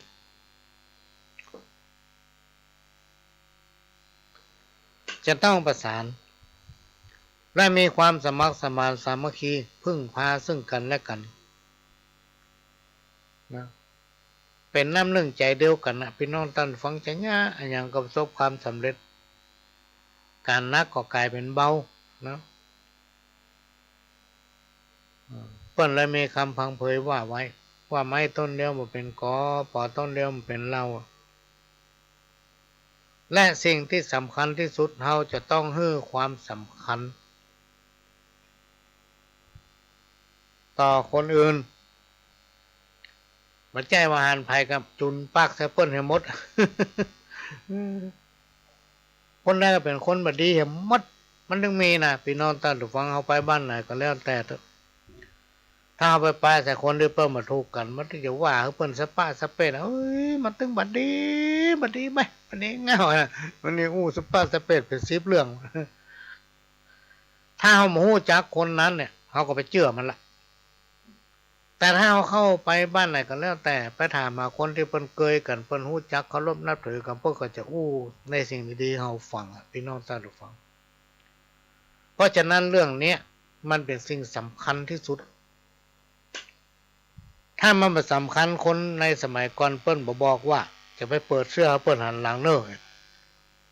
ถ้ามีมีดคมเปิ้นเอาซ่อนไว้ในควักเปิ้นโลกในฟักมันว่าเปิ้นมาทอดออกมาลูกสิ่งบดีเปิ้นบอกเพื่อไผ่ฟังลูกคำสอนของเราแก่มันบอกไฟในบดีนำออกไฟตั้งนอกก็บดีนำเข้ามามันบดีคืดเพราะฉะนั้นพี่น้องท่านดูฟังเขาจะต้องทำใจและมีการพัฒนาตนเองคือใครหูจักไผ่ให้เข้าหาคนนั้นจะไปเป็นคนหูเบาจะไปฟังกรรมคนไปเลยที่เขาหมูเขามาหันไปนับได้นับเจือคืนเขาเจือไปพี่น้องท่านดูฟังไผ่ท่าติดตามข่าวเนี่ยมันถึงโดนหลอกโดนสปะสเปดทุกอย่างมันจะมีเหตุและมีผลนะในโอกาสที่เขาเกิดมาพบปะพุทธศาสนาเนี่ยพี่น้องท่านฟังธรรมะอันเป็นคำสั่งสอนขององค์พระสัมมาสัมพุทธเจ้านั้นเป็นยาปากวิเศษที่สุดพี่น้องท่านฟังทางใจคนเฮาถ้าจิตใจงามจิตใจดีพี่น้องท่านฟังนอนรับก็ม่วนบ่ฝันให้เพราะใจเขาบริสุทธิ์เขาไปหาไผที่ไหนเปิ้นก็ชอบเพราะจิตใจเฮางามนะเพราะฉะนั้นทุกคนมีคุณค่าที่สุดที่เกิดมาเป็นคนเมื่อชีวิตของทุกคนมีค่าที่สุดแล้วเฮาญาติใดคืออยู่ด้วยกันม่วนจะต้องมีการให้อภัยภูมิใจอย่างทุกอย่างที่ได้มีโอกาสร่วมกันทำเปิ้นฮ้องว่าอันเนี้ยคือชัยชนะของชีวิตเอาชนะสิ่งที่บ่ดีในตนเองอันนี้คือความน่าฮักที่สุดของชีวิตทุกคนความอ่อนน้อมถ่อมตนนะคือความสวยงามที่สุดของชีวิตความจริงเพราะว่าทุกคนอยู่กับความจริงพี่น้องท่านทุกคนประการสำคัญให้ต้องมีความจริงใจต่อทุกคนนะเขาอยู่ในบ้านหนึ่งจองเดียวกันเนี่ยเขาจะต้องมีความจริงใจต่อกันและกันพี่น้องท่านทุกคนเหมือนกับครอบครัวอยู่เย็นเป็นสุขได้เนี่ยเพราะว่าถึงคนในครอบครัวเพิ่นมีความจริงต่อกันบ่คิดนอกลู่นอกทางนะถ้าครอบครัวไหนบ่มีความจริงใจต่อกันนะบ่ซื่อใส่กันตามภาษาชาวบ้านผัวบ่ซื่อใส่เมียบ่ซื่อใส่ผัวมันถึงบ่เจริญพี่น้องท่านผู้ฟังมีเงินเป็นแสนเป็นล้านมีนาเป็นหมูขี้ปั้นมันก็สิบหายหมดเพราะมันบ่ซื่อตัวใส่กันมันเจริญบ่ได้คำสุภาษิตที่เป็นคติเตือนใจเพิ่นบอกว่าคนดีชอบศีลธรรมคนระยำชอบยาบ้าร่มเงาต้นไม้ทำให้นกหนูอยู่เย็นเป็นสุขร่มเงาในคุกเป็นที่ชอบของหมู่คนขี้ยาทรัพย์สมบัติอาจจะถูกขโมยได้แต่ทรัพย์ภายในคือความดีงามบ่มีไผขโมยไปได้ คนโง่คนเง่านะมีทรัพย์สมบัติอยู่ตัวได้มาเมินก็สิบหายเพราะมันมีปัญญาลูกมันเป็นคนโง่คนเง่าคนที่มีปัญญาหลวงหลายมีสติย่อมมากมายด้วยทรัพย์ทำประการหนึ่งที่เปิ้นแต่งแต้มเขียนไว้เปิ้นบอกว่าอย่าดูหมิ่นวิชาความรู้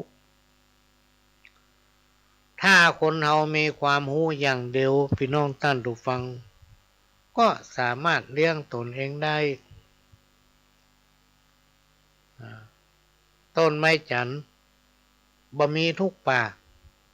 ไม้แก่นจันทร์นี่นะต้นไม้หอมอ่ะบ่มีทุกป่ามีเป็นตี้เป็นตี้ คนที่มีปัญญาพี่น้องท่านผู้ฟังบ่มีทุกสถานที่คนที่เป็นบัณฑิตเป็นผู้รู้เป็นผู้ที่จิตใจงามจิตใจเปิ้นมีศีลมีธรรมเปิ้นบอกว่าอย่างไผพี่น้องท่านผู้ฟังถ้าเฮาถามเปิ้นก็บอกถ้าเฮาบ่ถามเปิ้นก็บ่บอก แต่คนวอกคนพาลเฮาถามมันก็บอกเฮาบ่ถามมันก็บอก ครูบาอาจารย์ตั้งกล่าวว่ายาพิษนิดเดียวยาพิษน้อยเดียวแลนเน็ตพูดง่ายๆสักประมาณเกิงแก้วเนาะเอาเทลงน้ำย่อมทำให้ป่าตายได้ถึงของแต่ถ้าได้ผู้นำเป็นคนพาลคนเดียวเนี่ยย่อมเสียหายถึงบ้าน เนี่ยถ้าเราได้ผู้นำเป็นคนพาลหาเรื่องเปิ้นติ๊กๆกำบ่มีก็แปลงใส่หาเรื่องนั่นเรื่องนี้มาว่าเปิ้นนะ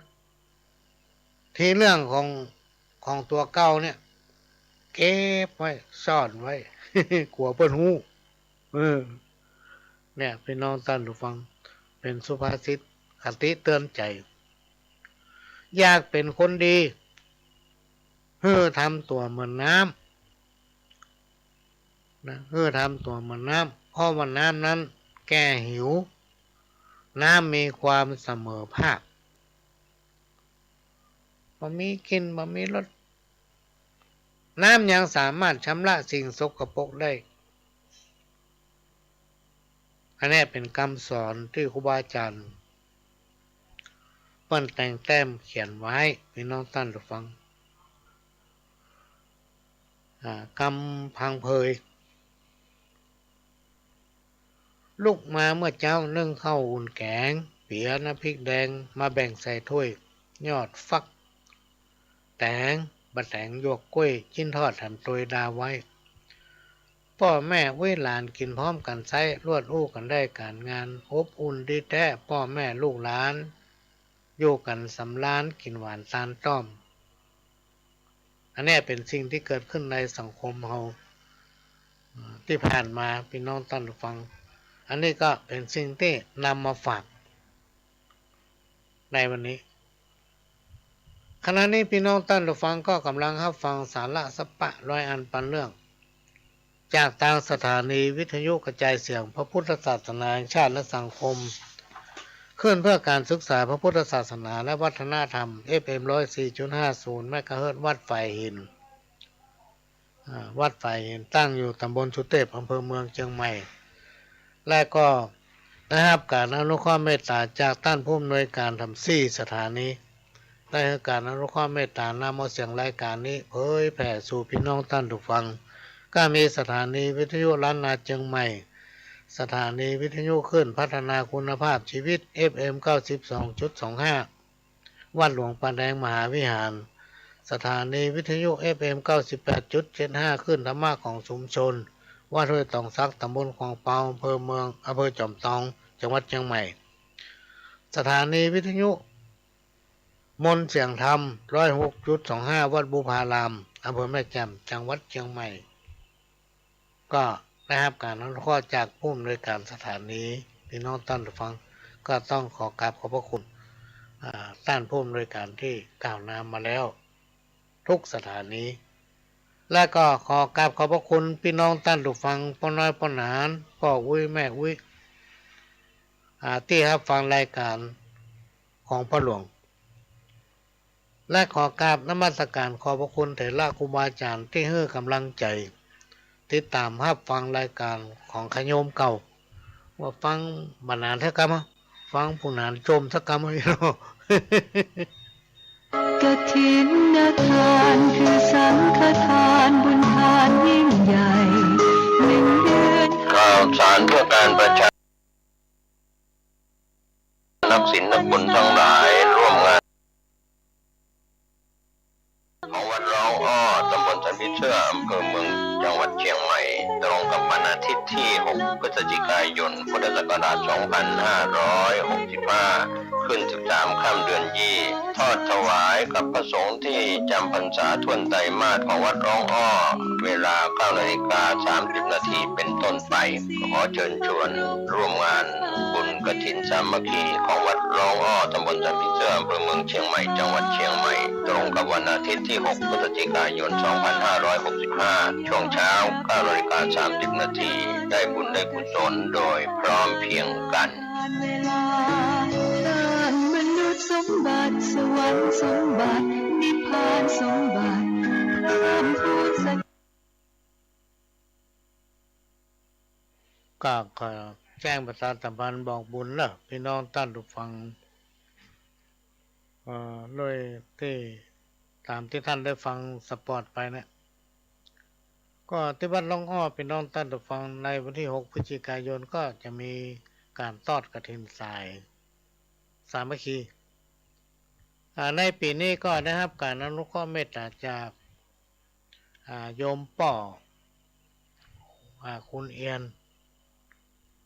พร้อมกับพี่น้องเครือข่ายสายญาติธรรมร่วมกันเป็นประธานในการทอดกฐินสายสามัคคีก็ท่านใดที่จะร่วมอนุโมทนาบุญเอาต้นกฐินสายสักต้นหนึ่งก็เชิญติดต่อที่ทางวัดได้ซึ่งตอนนี้ก็พยายามหารายชื่ออยู่ จะรวบรวมแล้วก็พิมพ์ซองออกมาเพื่อแผ่บุญบอกบุญไปให้พี่น้องเครือข่ายสายญาติธรรมได้ร่วมอนุโมทนาบุญโดยพร้อมเพรียงกันในวันที่6 พฤศจิกายนและสำหรับท่านที่ไปบริจาคปัจจัยที่ธนาคารเพื่อทนุบำรุงสถานีถ้าท่านแจ้งมาพ่อหลวงมีของสำรวยให้ท่านที่เป็นเจ้าภาพเจ้าศรัทธาและก็ที่ฟังรายการของพ่อหลวงเป็นเจ้าภาพกฐินสักต้นหนึ่งนะก็มีของสำรวยให้เนอะแต่ว่าเอาไปฝากทางวัดพี่น้องท่านฟังเนื่องจากว่าทางวัดก็กลัวว่ามันกลัวบอกกุ้มแจกเปิ้นว่ะ ถ้าเขาแจกเปิ้นบอกกุ้มแล้วเขาม่วนใจลูกเพราะฉะนั้นก็เลยบอกว่าอันพ่อจะแจกคนที่เขาฟังรายการเลย อันนี้ก็มาแจ้งทางรายการนี้กรรมเก่า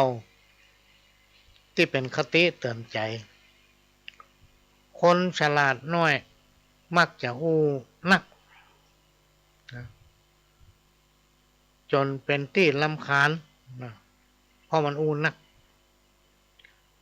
ตรงกันข้ามกับคน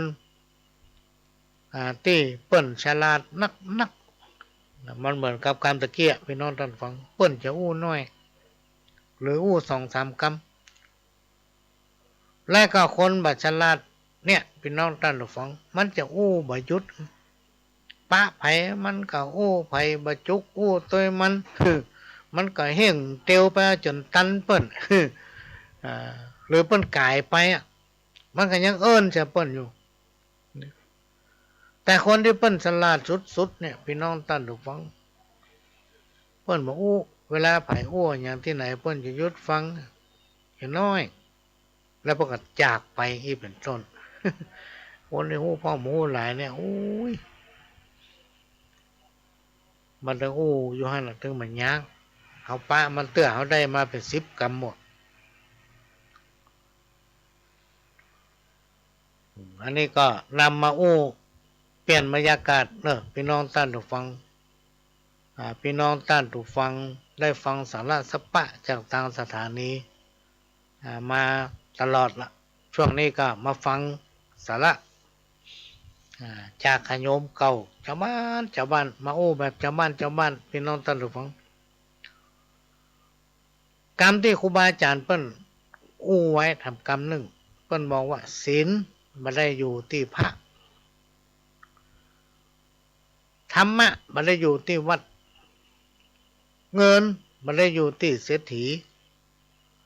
แล้วศีลมันอยู่ที่ไหนอยู่ที่ใจของคนเฮาเนี่ยพี่น้องท่านผู้ฟังศีลอยู่ที่จิตที่ใจของเฮานี่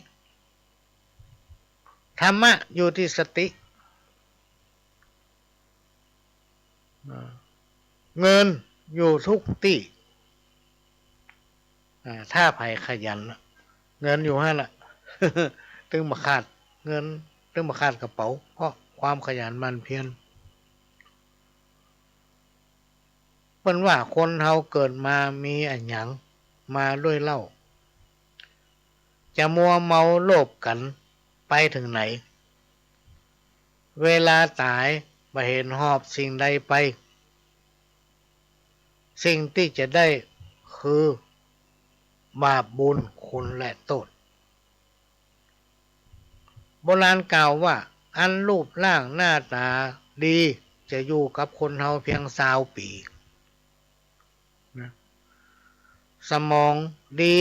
จะอยู่กับคนเฮาเพียง40 ปีเท่านั้นแต่ความดีนั้นพี่น้องท่านผู้ฟังจะอยู่กับคนเฮาเนี่ยตลอดไปพี่น้องท่านผู้ฟังความดีนี่นะเอาชนะเอิญหมื่นแสนแดนล่าบ่ประเสริฐกว่าการเอาชนะตนเองการเฮือทำธรรมะเป็นตาลตั้นกล่าวไว้ว่าเลิศประเสริฐเอ่ยเพราะฉะนั้นจงใจเวลาที่มีทำสิ่งที่ดีๆฮือแก่กันไม่จำเป็นจะต้องรอถึงวันสำคัญนะพี่น้องท่านทุกฟังฮือทำทุกวันฮือมีความรู้สึกดีๆต่อกันและจะสุขกายสุขใจอยู่ด้วยกันหมดความสามัคสามัคคีก็จักเกิดขึ้นถ้าเฮาฮือเกียรติเปิ้นก็ฮือเกียรติเฮาถ้าเฮาบ่ฮือเกียรติเปิ้นก็บ่ฮือเกียรติเฮาพี่น้องท่านผู้ฟังเหมือนกับกรรมที่ตอนขึ้นก่อนรายการเนี่ยจะบอกว่าการที่จะฮือไผฮักเฮาต้องฮักเปิ้นกรรมโอ้ของคนเฮาเนี่ยมันสำคัญการโอ้เปิ้นฮักยากนักจักหวังถ้าจะโอ้เปิ้นจังกรรมเดียวก็ได้ไปมาเวลามันหมดละพี่น้องท่านผู้ฟังวันนี้ป้าหลวงก็จะขอนำรายการนี้จากไปก่อนขอให้พี่น้องท่านผู้ฟังทุกคนทุกท่านกินข้าวหลามนอนหลับมีสุขภาพแข็งแรงสมบูรณ์จากกับผมป้าหลวงสว่างราชอินทร์จันทร์ขอสวัสดีครับ